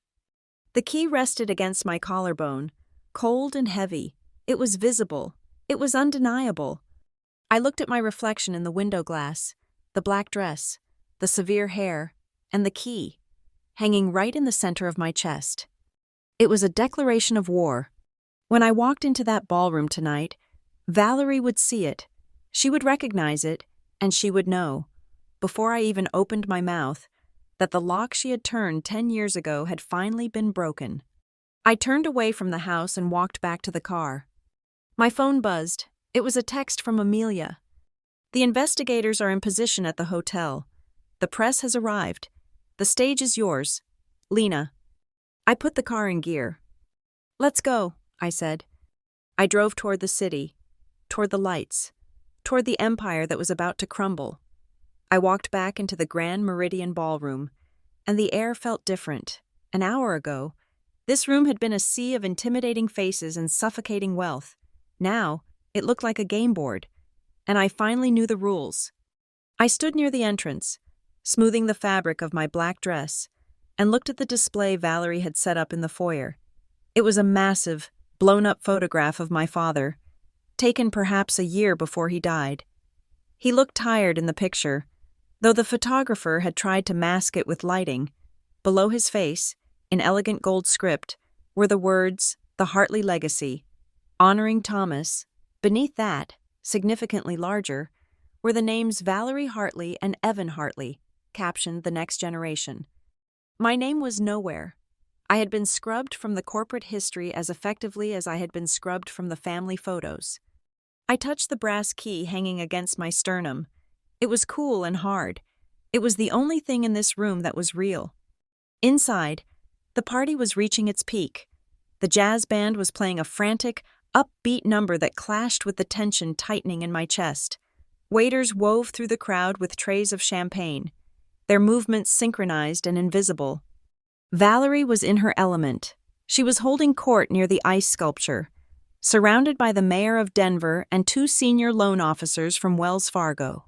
She looked radiant, her head thrown back in laughter, her hand resting lightly on the mayor's forearm. I moved closer, grabbing a glass of sparkling water to blend in. I needed to hear what she was selling. "It has been a labor of love," Valerie was saying, her voice pitching perfectly to carry over the music. "Thomas always wanted to give back to the city. That is why the Memorial Fund is so dear to my heart. Every dollar we raise goes straight to the underprivileged students of Colorado. It is what he would have wanted." "You are a saint, Valerie," the banker said, nodding solemnly. "Most widows would have taken the insurance money and retired to the Riviera. You stayed. You built." "I had to," Valerie sighed, touching her pearls. "For Evan, and for the community. Thomas left us with a heavy burden, but I carry it gladly." I took a sip of water to wash down the bile rising in my throat. The Memorial Fund. The same fund that had paid for her trip to Paris last spring. The same fund that was leasing Evan's Range Rover. She was using my father's corpse as a moral shield to deflect anyone looking too closely at the balance sheets. I turned away, my eyes scanning the room for Evan. I found him at the premium bar, leaning against the mahogany counter, holding a glass of scotch that probably cost $50 a pour. He was surrounded by a group of his friends, young men in rented tuxedos who looked like they had never worked a Tuesday in their lives. "So the resort is a done deal?" one of them asked. "Basically," Evan said, swirling his drink. "Mom is finalizing the sale of the old house this week. Once that liquidity hits, we break ground in Aspen. It is going to be huge. Total rebrand. Hartley Resorts." "And you are running it?" "Who else?" Evan grinned, that charming, empty grin. "I am the sole heir. Mom is stepping back to handle the philanthropy side. It is all laid out in the succession plan. Dad wanted the business to go to the son. Traditional values." I stepped into his line of sight. I wanted him to see me. I wanted him to say that to my face. Evan's eyes flicked over me. For a second, he looked annoyed, like I was a stain on the carpet. Then he looked right through me, turning his back to continue his conversation. To him, I was not even a threat. I was a ghost. But I was not going to be a ghost tonight. I started working the room. I did not hide in the corner this time. I walked up to a group of investors I recognized from my research. "Good evening," I said, extending my hand. "I do not believe we have met. I am Lena Hartley." The man in the center, a venture capitalist named Mr. Sterling, looked surprised. "Hartley? I didn't know Thomas had a daughter. I thought it was just Evan." I have been in Chicago, I said smoothly, handing him a business card. I am a senior risk analyst at Northbridge Analytics. Sterling looked at the card, his eyebrows raising. Northbridge? They handle the portfolio for half the Fortune 500. You work there? I lead the distressed asset division, I said, keeping my voice professional and light. We specialize in identifying corporate fraud and structural insolvency before the market catches wind of it. I saw the recognition in his eyes. He looked from me to Valerie, then back to me. I was not the troubled, artistic daughter Valerie had painted me as. I was a serious financial player. Interesting, Sterling said, slipping my card into his pocket. I was under the impression you were not involved in business. I prefer to build my own success, I said, smiling. It keeps the accounting cleaner. I moved on, repeating the process. I shook hands with the city councilman. I introduced myself to the head of the local chamber of commerce. With every handshake, I was planting a seed of doubt. I was showing them that I was sane, successful, and sharp. Out of the corner of my eye, I saw a flash of movement. Marta. She was dressed in the generic black and white uniform of the catering staff, carrying a heavy tray of hors d'oeuvres. She looked exhausted, her face pale under the harsh ballroom lights, but when she passed me, her step didn't falter. She paused for a fraction of a second, pretending to offer me a crab cake. The side door is unlocked, she whispered, her lips barely moving. Everything is ready. I nodded slightly, declining the food. Thank you. She moved on, disappearing into the crowd. My heart swelled. She was terrified. I knew. She had spent 20 years making herself invisible to survive in this house. Tonight, she was about to stand in front of 300 people and scream. I continued my circuit. I spotted a woman standing near the press pit, typing furiously on her phone. I recognized her from her byline photo. Sarah Jenkins, the investigative financial reporter for the Denver Post. She was the one reporter Valerie had not been able to charm. I walked up to her. The shrimp is terrible, I said quietly, but the story is going to get better. Sarah looked up, her eyes narrowing behind her glasses. Excuse me? I am Lena Hartley, I said. Thomas's daughter. Sarah lowered her phone. The one who doesn't give interviews. The one who was erased, I corrected. If I were you, Sarah, I would not leave before the speeches are over. You are going to want to have your recorder running. Sarah looked at me, assessing. She saw the determination in my jaw. She saw the strange, old-fashioned key hanging around my neck. Is that a tip? She asked. It is a promise, I said. Before she could ask more, the room went silent. The lights dimmed. A spotlight hit the stage. Valerie walked out, looking like a silver statue come to life. The applause was polite, practiced. Thank you, she beamed, blowing kisses to the crowd. Oh, look at all of you, my friends, my family. She launched into her speech. It was a masterpiece of manipulation. She talked about the dark days after my father died. She talked about her struggle to keep the creditors at bay. She painted herself as the lonely warrior fighting for her family's survival. I stood near the front, watching her. It was fascinating, in a morbid way. She actually believed it. She had told the lie so many times that it had become her truth. Then, her eyes found me. She smiled. It was a smile that did not reach her eyes. It was a challenge. And I am so blessed, Valerie said, her voice dripping with saccharine sweetness, to have my stepdaughter, Lena, here with us tonight. Lena, come up here, darling. The crowd turned. The spotlight swung to me. I did not freeze this time. I walked up the stairs with my head high. Valerie grabbed my hand, pulling me close to the microphone. Her grip was iron hard. Lena has always been such a sensitive soul, Valerie told the room, patting my hand patronizingly. She feels things so deeply, sometimes too deeply. We have had our differences, haven't we? Darling?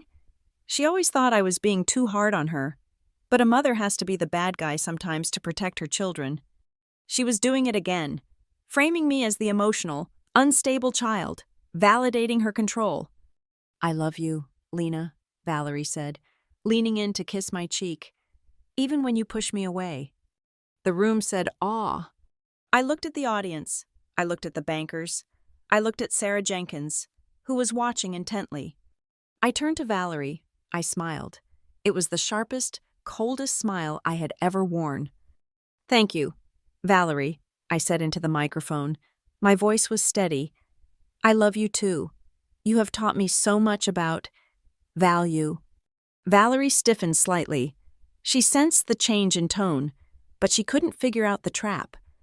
"Go on," she whispered through her teeth, pushing me gently toward the stairs. "Get off the stage." I walked down. I did not go back to the corner. I walked straight to the center of the room, where Evan was holding court. He was laughing with his friends, emboldened by his mother's performance. He saw me coming and decided to play to his audience. "There she is," Evan announced loudly, slinging an arm around a friend's shoulder. "The runaway, guys, back in the day, we actually had to put a lock on her bedroom door." The group laughed nervously. "Seriously," Evan continued, swirling his scotch. "She used to have these episodes, screaming, throwing things. Mom had to lock her in just to keep her from hurting herself. It was for her own protection. Really, we saved her from herself." The air around us grew cold. I stopped 3 feet from him. "Is that how you remember it, Evan?" I asked. My voice was not loud, but it cut through the chatter. "Come on, Lee," Evan smirked. "Don't get all dramatic. You were a mess. Mom did what she had to do. She locked a 22-year-old woman in a room for 3 days because I found a file she didn't want me to see," I said clearly. "You were hysterical," Evan scoffed. "You were digging through Dad's office like a thief." "I was looking for the will," I said. Evan rolled his eyes. "The will. God, you are still obsessed with that? Dad left everything to us because he knew you would blow it on. Whatever it is you do in Chicago, therapy, probably." His friends snickered. I saw Marta standing near a pillar a few feet away. She had heard every word. Her tray was shaking in her hands. Her face was white with rage. Evan was not just insulting me. He was erasing the crime she had witnessed. He was justifying the violence. I looked at Evan. I looked at the key hanging around my neck. "You are right, Evan," I said softly. "I did need therapy. It is hard to get over being held prisoner in your own home." "Prisoner," Evan laughed, shaking his head. "You are delusional. That is why you are not on the board. Lee, you live in a fantasy world." I checked my watch. The second hand swept past the 12. It was 9 o'clock. My phone buzzed in my clutch, a single, sharp vibration. I pulled it out. The screen lit up with a message from Amelia. "They are in the lobby. When you are ready, nod." I looked up.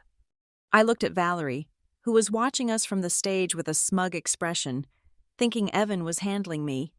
I looked at Evan, who was taking a victory sip of his scotch. I looked at the room full of people who had bought the lie for 10 years. And then I looked toward the double doors at the back of the ballroom. Amelia was standing there. Beside her were 2 men in dark suits. Beside them was Robert Vance, the special prosecutor, and behind them were 4 uniformed officers. I took a deep breath. The air tasted sweet. I looked at Amelia, and I nodded. Valerie was in the middle of her victory lap. She stood at the podium, bathed in the warm glow of the spotlight, a flute of champagne raised high in her manicured hand. She looked every inch the matriarch she had pretended to be for the last decade. The diamonds around her neck, bought with money siphoned from the estate, glittered like captured stars. "And so," Valerie said, her voice trembling with that practiced, theatrical emotion, "when I look at what we have built, I do not just see a real estate portfolio. I see a moral vision. The Hartley Estates is not just about buildings. It is about trust. It is about the ethical stewardship that my late husband, Thomas, valued above all else. We are a family that stands by our word." The crowd murmured their appreciation. A few people wiped away tears. Evan stood by the stage, looking smug, nodding as if he understood the definition of the word ethical. It was the perfect moment. She had built the pedestal so high that the fall would be lethal. I stepped away from the pillar. I walked toward the stage. I did not rush. I moved with the steady, inevitable pace of a glacier. The sound of my heels on the parquet floor cut through the murmur of the crowd. Valerie saw me coming. Her smile faltered for a fraction of a second, a flicker of annoyance crossing her eyes. But she quickly recovered. She thought I was coming to hug her again. She thought I was playing the part. When I reached the stairs, I did not stop. I walked right up to the podium. "Valerie," I said softly, just loud enough for the microphone to pick up. "May I?" She hesitated. She looked at the crowd. She looked at the press. She could not say no without breaking the character of the loving stepmother she had just spent 20 minutes establishing. "Of course, darling," she said, her voice tight. She stepped aside, but she kept a hand on my arm, a silent warning to keep it brief. I took the microphone. I looked out at the sea of faces. I saw the bankers who had denied me access to my own trust fund. I saw the family friends who had stopped calling me because Valerie told them I was unstable. I saw Sarah Jenkins, the reporter, holding her phone up, recording. "Thank you, Valerie," I said. My voice was calm. It was the voice I used when I was delivering a risk assessment to a board of directors right before I told them their company was insolvent. "Valerie talks a lot about my father," I continued. "And she is right. Thomas Hartley was a man of vision. But there are a few things about him that did not make it into the brochure tonight." I paused. The room went dead silent. "My father hated two things above all else," I said, my voice hardening. "He hated liars, and he hated people who used his name to wash away their own financial sins." Valerie's grip on my arm tightened painfully. "Lena," she hissed, off microphone. "That is enough. You are drunk." I pulled my arm away. "I am stone cold sober, Valerie." I reached into my clutch and pressed a button on a small remote control. Behind me, the massive projection screen that had been displaying a slideshow of Valerie's charity galas flickered. The image changed. A collective gasp went through the room. It was a sound like the air being sucked out of a vacuum. On the screen was a high-resolution scan of a document. It was yellowed with age, but the text was perfectly legible. At the top, in bold letters, it read, "Last Will and Testament of Thomas J. Hartley." The date was highlighted in red. It was dated 6 months before his death, 3 months after he married Valerie. "This," I said, pointing to the screen, "is the only valid will my father ever signed. It was witnessed by an independent attorney. It was sealed in a safety deposit box that Valerie did not know existed until 3 days ago." I looked at Evan, who was staring at the screen, his mouth open. "If you read paragraph 4, I said, my voice cutting through the shock, "you will see that my father did not leave the company to his wife. He left the controlling interest in Hartley Estates to his daughter, Lena Hartley, to be held in trust until she turned 25. He left Valerie a stipend, a generous one, but a stipend. He left Evan a tuition fund." "This is a lie!" Valerie screamed. She lunged for the microphone, her face twisting into a mask of panic. "Turn it off! Cut the power! She hacked the system! She is making this up!" The audiovisual team did not cut the power. I had paid them $5,000 cash an hour ago to ensure the screen stayed on no matter what. "It is not a lie," a voice boomed from the back of the room.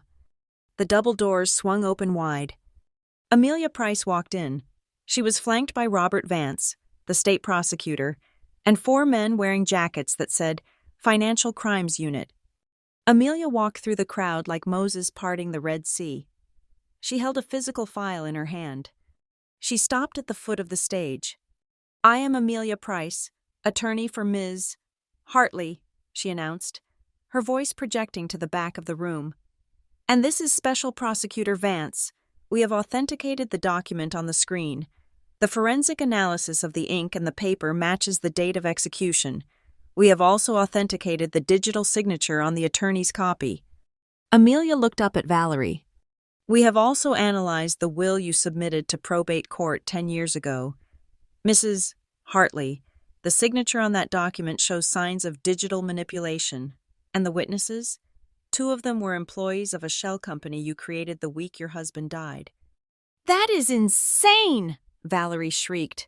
She looked around the room, desperate for an ally. She is lying. Lena is mentally ill. She has always been jealous of me. Security!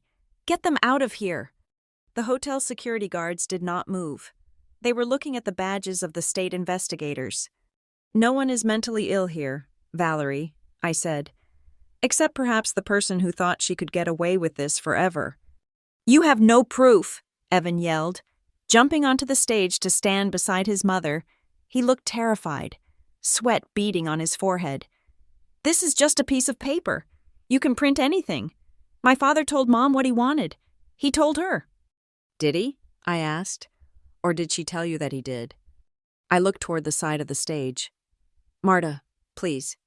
Marta stepped out from the shadows. She walked up the stairs, her hands trembling, but her head high. She took the microphone from my hand. Marta? Evan scoffed, his laugh high and hysterical. Oh, this is Rich. You are going to listen to the maid? She is senile. She barely knows what day it is. Marta looked at Evan, the woman who had cleaned his room, folded his clothes, and made his breakfast for 20 years, looked at him with pure pity. I am not senile, Evan, Marta said. Her voice was shaky, but clear. And I remember the day very well. I remember the night Lena found the papers. I remember your mother screaming at her. She turned to the crowd. Mrs. Hartley dragged Lena up the stairs, Marta said. She hit her. I saw the blood. Then she locked Lena in her room. She took her phone. She told me that if I let Lena out, she would make sure I never worked in this state again. She kept that poor girl locked in there for 3 days. Liar, Valerie screamed. You ungrateful old hag. I paid your salary. And Mr. Hartley gave me a key, Marta continued, ignoring her. He told me to guard the safe in the basement. He said, Marta, if anything happens to me, do not let her find the green safe. I kept that promise. I gave the key to Lena the night she was locked up. This is ridiculous, Evan stammered, looking at the bankers. It is a conspiracy, a maid and a crazy daughter. You cannot believe this. I believe it, a voice said from the floor. A young man in a cheap suit stepped forward. It was David, the junior accountant. He was holding a thick binder. I am David Miller, he said, his voice cracking slightly. I work in the accounts payable department at Hartley Estates. He walked to the prosecutor and handed him the binder. I was ordered by Mrs. Hartley to reclassify personal expenses as consulting fees, David said. I was told to create invoices for a company called VH Consulting. There were no services. It was just money moving from the scholarship fund to her private accounts. The room erupted. The polite silence shattered into 1,000 conversations. The bankers were pulling out their phones. The mayor was backing away from the stage, trying to put distance between himself and Valerie. Sarah Jenkins, the reporter, had moved to the front row. She was live streaming. Is it true, Mrs. Hartley? Sarah shouted. Did you use the memorial fund to pay for your lifestyle? Valerie looked at the camera. The red light was blinking. The world was watching. Her chest was heaving. The mask was gone. The elegant widow had dissolved, leaving behind a frightened, vicious creature. I had to, Valerie burst out. You do not understand. The business was in debt. Thomas was too soft. He gave away too much. I had to fix it. She pointed a shaking finger at me. And her? She was a child. She was 22 years old. She would have ruined the company in a month. I rearranged the will to save the legacy. I did it for the family. The room went dead quiet again. Amelia Price smiled. It was the smile of a predator who had just felt the trap snap shut. Thank you, Mrs. Hartley, Amelia said calmly. You just admitted to rearranging a will in the state of Colorado. That is a confession to felony forgery and estate fraud. Valerie froze. Her hand flew to her mouth, but the words were already out. They were on the live stream. They were in the ears of the prosecutor. "No," she whispered. "I didn't mean—" "Mr. Vance," Amelia said, turning to the prosecutor. "I believe you have enough for a warrant." Robert Vance nodded. He stepped onto the stage. "Valerie Hartley," he said, his voice formal and heavy. "I am detaining you for questioning regarding fraud, forgery, and embezzlement. Officers, please secure the exits." "No!" Evan shouted. "You cannot do this. We are the Hartleys. We own this hotel." "Actually," I said, stepping back to the microphone one last time, "technically, according to the will on the screen, I own this hotel, and I am revoking your VIP status." The security guards moved in. They did not put Valerie in handcuffs yet, but they surrounded her and Evan, forming a wall of black uniforms. Valerie looked at me through the gap in the guards. Her eyes were wide, filled with shock and hatred. She looked at the screen where my father's signature loomed large. She looked at the bankers who were now looking at her with disgust. She looked at Evan, who was crying, asking someone to call a lawyer. Then she looked at the key hanging around my neck. She recognized it. "You," she mouthed. "Me," I said. I turned to the crowd. "I apologize for the interruption to your evening. Please, stay for the police statements. I imagine they will want to speak to everyone who donated to the fake charity." I put the microphone down on the podium. It made a definitive thud. I walked down the stairs. I walked past the stunned investors. I walked past the mayor. I walked over to Marta, who was crying silently near the pillar. I put my arm around her. "It is done," I whispered. The doors to the ballroom were closed by the police officers. The party was over. The investigation had begun. And for the first time in 10 years, I was not the one trapped in a room. They were. The police corralled us into the Cypress Room, a windowless conference space just off the main ballroom that was usually reserved for board meetings and corporate retreats. The transition from the glittering gala to this sterile, fluorescent-lit box was jarring. The air was no longer filled with the scent of expensive perfume and roast beef. It smelled of dry erase markers and sweat. The VIPs were there. The bankers, the mayor, a few key investors, all sitting in uncomfortable chairs, whispering into their phones, trying to distance themselves from the radioactive fallout of the Hartley name.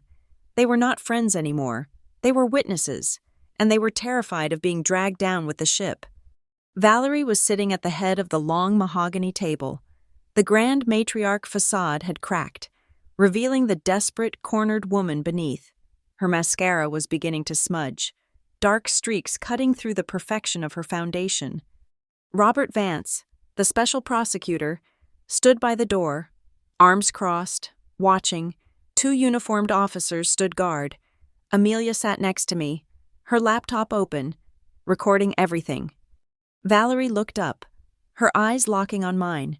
She did not scream this time. She switched tactics. She went for the performance she had perfected over 20 years, the martyr. She stood up, her hands trembling, and rushed toward me.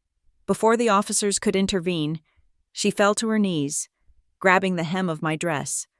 "Lena," she sobbed, her voice thick with tears.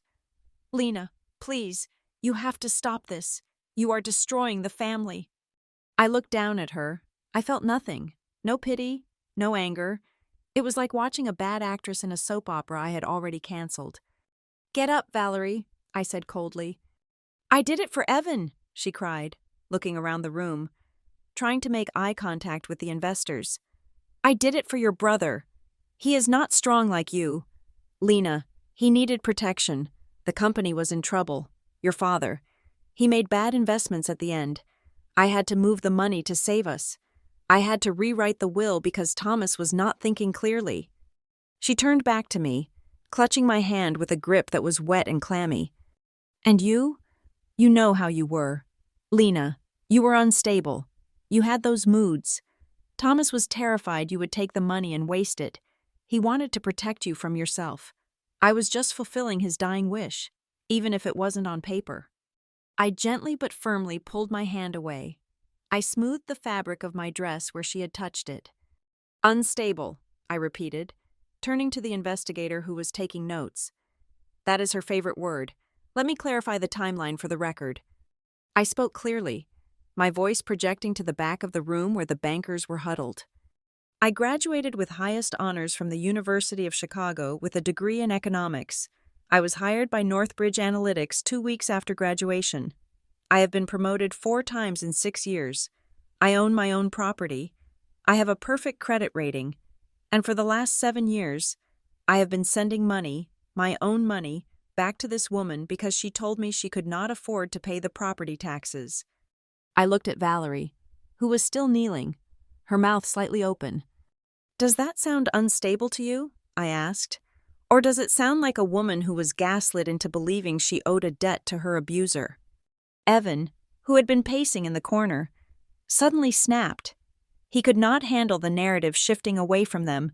He needed to be the victim. He needed to be right. You were crazy, Evan shouted, stepping forward. His face was red, his bow tie askew. Don't listen to her. She is rewriting history. 10 years ago, she was having a breakdown. She was screaming in her room all night. Mom had to lock her in. She had to install a deadbolt on the bedroom door just to keep Lena from hurting herself. The room went silent. Robert Vance, the prosecutor, stepped forward.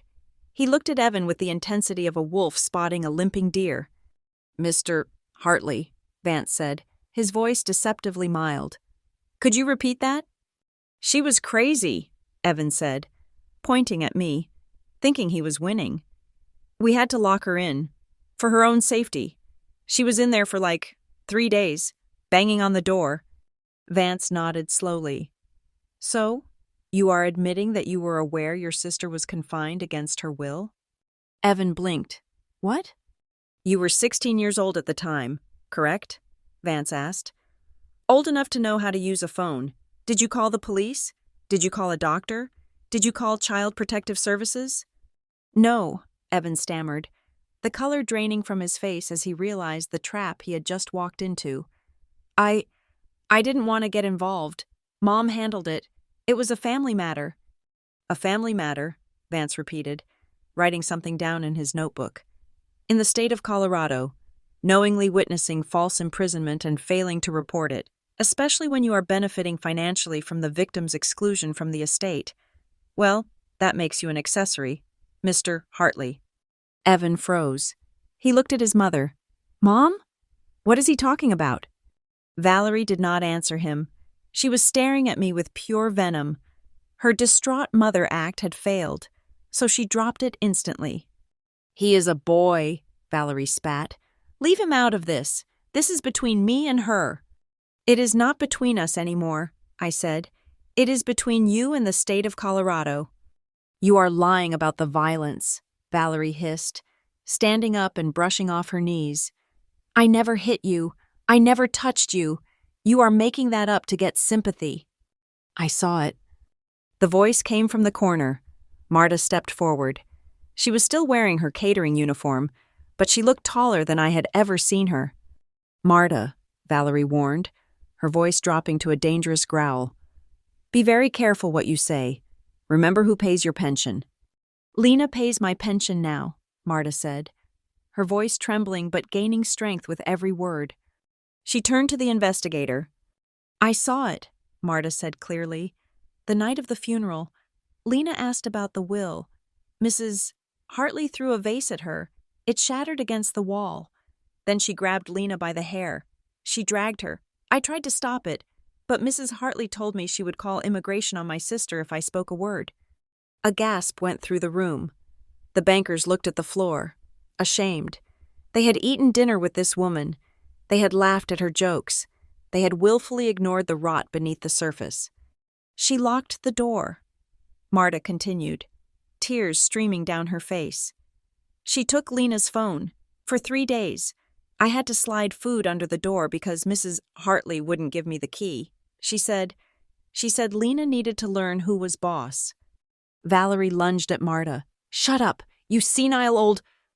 The police officer stepped in, blocking Valerie with a solid wall of blue uniform. Sit down. Mrs. Hartley. The door to the conference room flew open. A man in a disheveled suit ran in. It was Valerie's lawyer, a man named Mr. Sterling, not the investor, but a slick defense attorney known for burying DUIs. He looked like he had dressed in the dark. "Stop," he shouted, holding up a hand. "Nobody say another word. Valerie, Evan, do not speak. Anything you say can be used against you."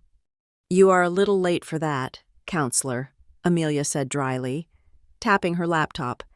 "We have about 20 minutes of recorded admissions, plus the live confession on the ballroom stage."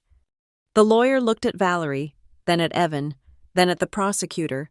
He looked like a man arriving at a house fire with a water pistol. "My clients are cooperating," the lawyer stammered, trying to regain control. "But we demand to see the evidence. You cannot hold them on hearsay." "It is not hearsay," Vance said. He opened the file Amelia had given him. "We have the original will, authenticated by forensics. We have the bank records provided by a whistleblower in your accounting department showing embezzlement of charitable funds. And we have the testimony of 2 witnesses regarding false imprisonment and assault." Vance looked at Valerie. "We also have evidence that you forced Thomas Hartley to sign amendments to his trust while he was under the influence of heavy opioids, which constitutes elder abuse and fraud." Valerie slumped in her chair. The fight was draining out of her. She looked small, old. Vance turned to me. "Ms. Hartley," he said, his tone shifting to one of professional respect. "This is a complex situation, given the public nature of the arrest and the family connection. There is a path here for a settlement. If Mrs. Hartley agrees to relinquish all claims to the estate and repay the stolen funds, the district attorney might consider a reduced sentence or a plea deal to avoid a lengthy trial. It would keep the worst details out of the press.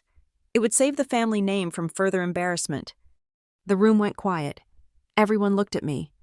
Evan looked hopeful. "Lee," he whispered, "please, just let's make a deal. We can work this out. We are family." Valerie looked at me. Her eyes were hard, calculating. She was already planning her next move, thinking she could negotiate her way out of this if I just blinked. "Family," she said softly. "Lena, think about your father. He wouldn't want to see his wife in prison. He wouldn't want this scandal." I looked at her. I looked at the woman who had made my life a living hell. I looked at the woman who had slapped me until I bled, who had locked me in the dark, who had stolen my inheritance and used it to buy diamonds while I ate ramen in a cold apartment. Then I looked at the photo of my father on the investigator's table. Silence would be easy. Silence would be clean. Silence is what women in my position were supposed to choose. We were supposed to protect the family reputation at the cost of our own justice. I touched the key around my neck. "No," I said. The word hung in the air like a guillotine blade. "Family is not a shield for breaking the law," I said, my voice steady and absolute. "My father was a man of honor. He would not want to be protected by lies. He would want the truth. He deserves to be respected more than he deserves to be used as an excuse for your greed." I turned to Vance. "I do not want a settlement. I do not want a quiet deal. I want to press full charges: fraud, embezzlement, forgery, assault, false imprisonment. I want it all on the record." "You will regret this," Valerie screamed, leaping up from her chair, knocking it backward. "You ungrateful wretch! No one will stand by you. You will be alone. You are destroying everything." "I am not destroying anything," I said calmly. "I am just taking out the trash." "You have no mother," Valerie shrieked, her voice cracking, turning into a primal sound of rage. "You have no one. I was the only one who tolerated you. You will die alone, Lena." I smiled. It was a sad smile, but it was genuine. "I have lived 10 years without a mother. Valerie," I said softly. "I learned how to survive. I learned how to build a life. And honestly, losing a mother who only loves money, that is not a loss. That is a liberation." I turned to Amelia. "Do it," I said. Amelia nodded to the prosecutor. Vance signaled the officers. Valerie Hartley, Evan Hartley, Vance said, pulling a pair of handcuffs from his belt. Please stand up and place your hands behind your backs. You are under arrest. The click of the handcuffs was the most satisfying sound I had ever heard. It was louder than the applause, louder than the music, louder than Valerie's screams. It was the sound of a lock opening. As they led Valerie and Evan out of the room, past the stunned bankers and the scribbling reporter, I did not look away. I watched them go. I stood in the center of the cypress room, with Marta standing just behind my shoulder. I was tired. My feet hurt. But for the first time in my life, the air I was breathing belonged entirely to me. The legal battle would be long, it would be ugly, but the war was over. I had won. The trial took place 4 months later in a courtroom that smelled of floor wax and stale justice. The case was listed on the docket as the State of Colorado versus Valerie Hartley et al., but the press had dubbed it the Hartley House of Cards. The gallery was packed. Reporters who had once written glowing profiles about Valerie's charity work were now fighting for seats to watch her downfall.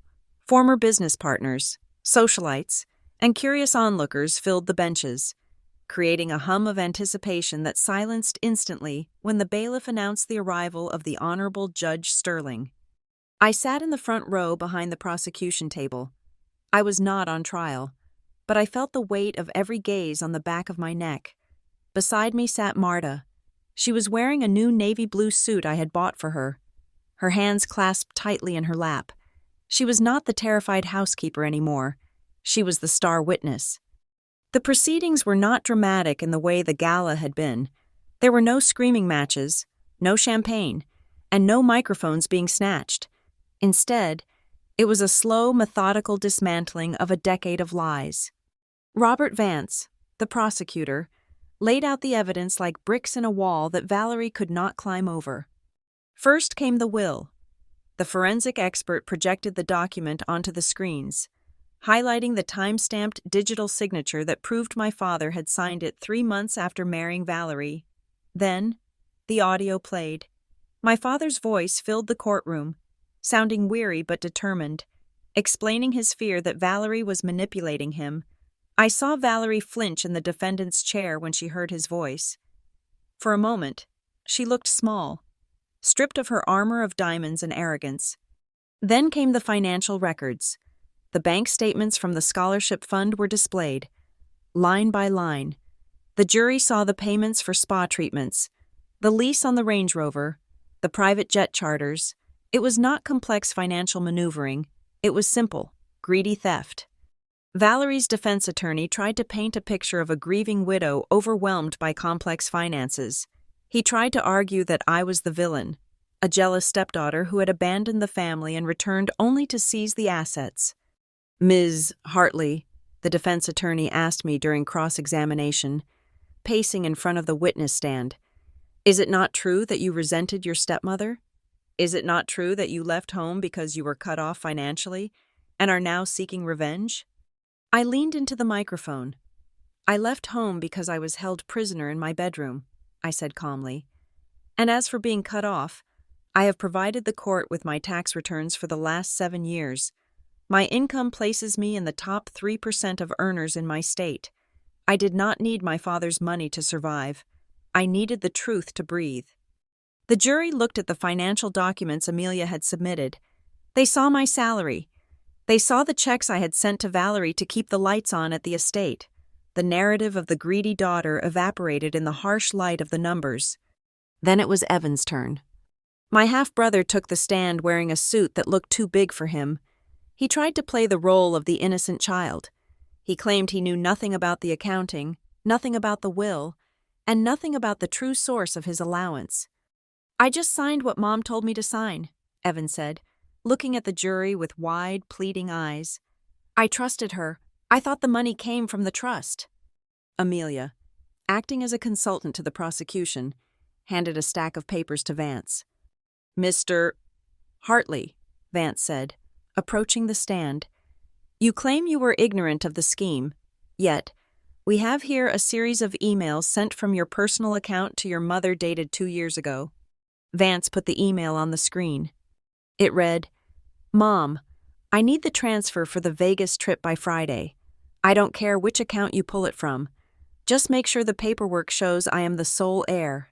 If Lena ever finds out about the shell company, we are screwed." Evan stared at the screen. His mouth opened and closed, but no sound came out. The innocent child defense shattered into 1,000 pieces. He was not a victim. He was a co-conspirator who was just too lazy to do the actual stealing himself. The trial lasted 3 weeks. The jury deliberated for 4 hours. When they returned, the courtroom was so quiet, I could hear the hum of the air conditioning. "We, the jury," the foreman read, "find the defendant, Valerie Hartley, guilty on all counts, fraud in the first degree, forgery, embezzlement, and false imprisonment." Valerie let out a sob. She slumped forward, putting her head on the table. It was the first genuine emotion I had seen her display in 10 years. The judge looked at her over his spectacles. "Mrs. Hartley," the judge said, his voice grave. "The tragedy of this case is not the money. Money can be repaid. The tragedy is that you used the name of a good man to justify your own greed. You turned a legacy of generosity into a piggy bank for your vanity." The sentence was handed down 2 days later. Valerie was sentenced to 12 years in a state penitentiary. She was ordered to pay full restitution to the estate and the charity. Evan avoided prison time due to his cooperation in the final days, but the judge was not lenient. He was sentenced to 5 years of probation, 2,000 hours of community service, and he was ordered to repay every cent that had been spent on his lifestyle from the charity fund. Furthermore, he was permanently barred from holding any executive position in any company associated with the Hartley assets. As the bailiffs led Valerie away, she looked back at me one last time. There was no hate in her eyes anymore, just a hollow, terrifying emptiness. She had spent her life building a fortress of lies, and now she would spend the next decade in a cell made of concrete. I walked out of the courthouse into the blinding Colorado sun. The press was waiting. A forest of microphones was thrust into my face. "Ms. Hartley," a reporter shouted, "do you feel guilty? You just sent your stepmother to prison. Do you regret tearing the family apart?" I stopped. I looked at the reporter. I looked at the cameras. "I did not put anyone in prison," I said, my voice steady. "The law put them exactly where they chose to go through their own actions. I just turned on the lights." I felt a hand on my arm. It was Marta. She was standing right beside me, solid and unshakable. "Come on, Lena," she said softly. "Let's go home." She was my family now, not by blood, but by the bond of shared survival. That afternoon, I met with Amelia in her office to sign the final papers.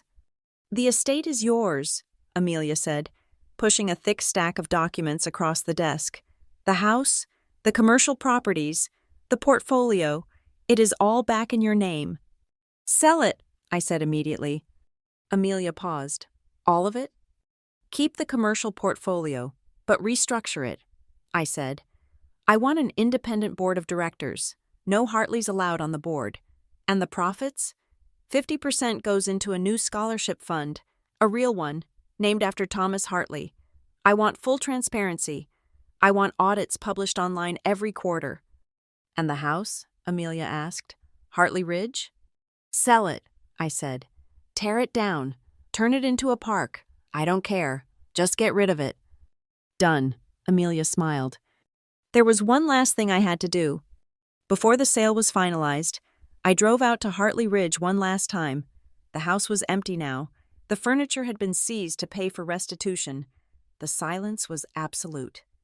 I walked up the stairs to the second floor. I walked down the hallway to my old bedroom. The door was open. I walked inside. The room was bare. The carpet where I had sat and cried was gone, stripped away by the investigators looking for evidence. It was just a box of wood and plaster. It held no power over me anymore. The ghosts were gone. They had been exorcised by the truth. I reached up and unclasped the gold chain from around my neck. I took the brass key off the chain. For months, I had worn it as a weapon, a symbol of my resistance, a reminder that I held the power to unlock their secrets. But the secrets were out. The safe was open. The lock was broken.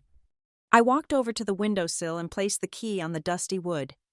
"I am not locked in here anymore," I whispered to the empty room, as if speaking to my father. "I do not need a key to prove who I am. From now on, the only keys I need are the ones I build with my own hands." I turned around and walked out of the room. I closed the door. I locked it from the outside, not to keep myself in, but to seal the past away. I walked down the stairs, my footsteps echoing in the empty house. I walked out the front door and left it wide open, letting the sunlight flood into the foyer where Valerie used to hold court. As I walked to my car, my phone buzzed in my pocket.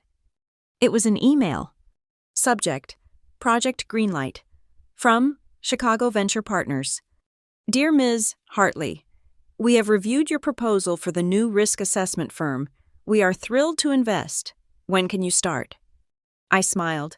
It was a project I had pitched under my own name, with my own credentials, completely separate from the Hartley fortune. I got into my car. I put the car in drive. I did not look back at the house. I did not look back at the memories of the girl who had been beaten in her room. That girl was gone. She had been forged in the fire of that night and hammered into steel by the years that followed. I drove toward the airport. I was going back to Chicago. I was going back to my life. My stepmother beat me in my room. She tried to erase me.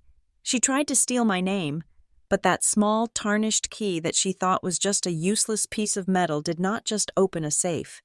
It opened the door that let me walk out of the role of the victim and step into the role of the author. And I had just finished writing the final chapter. Thank you so much for listening to this story. If you enjoyed following Lena's journey from the locked room to the courtroom, please let us know in the comments where you are tuning in from today. I would love to hear from you and share our thoughts on justice and family drama.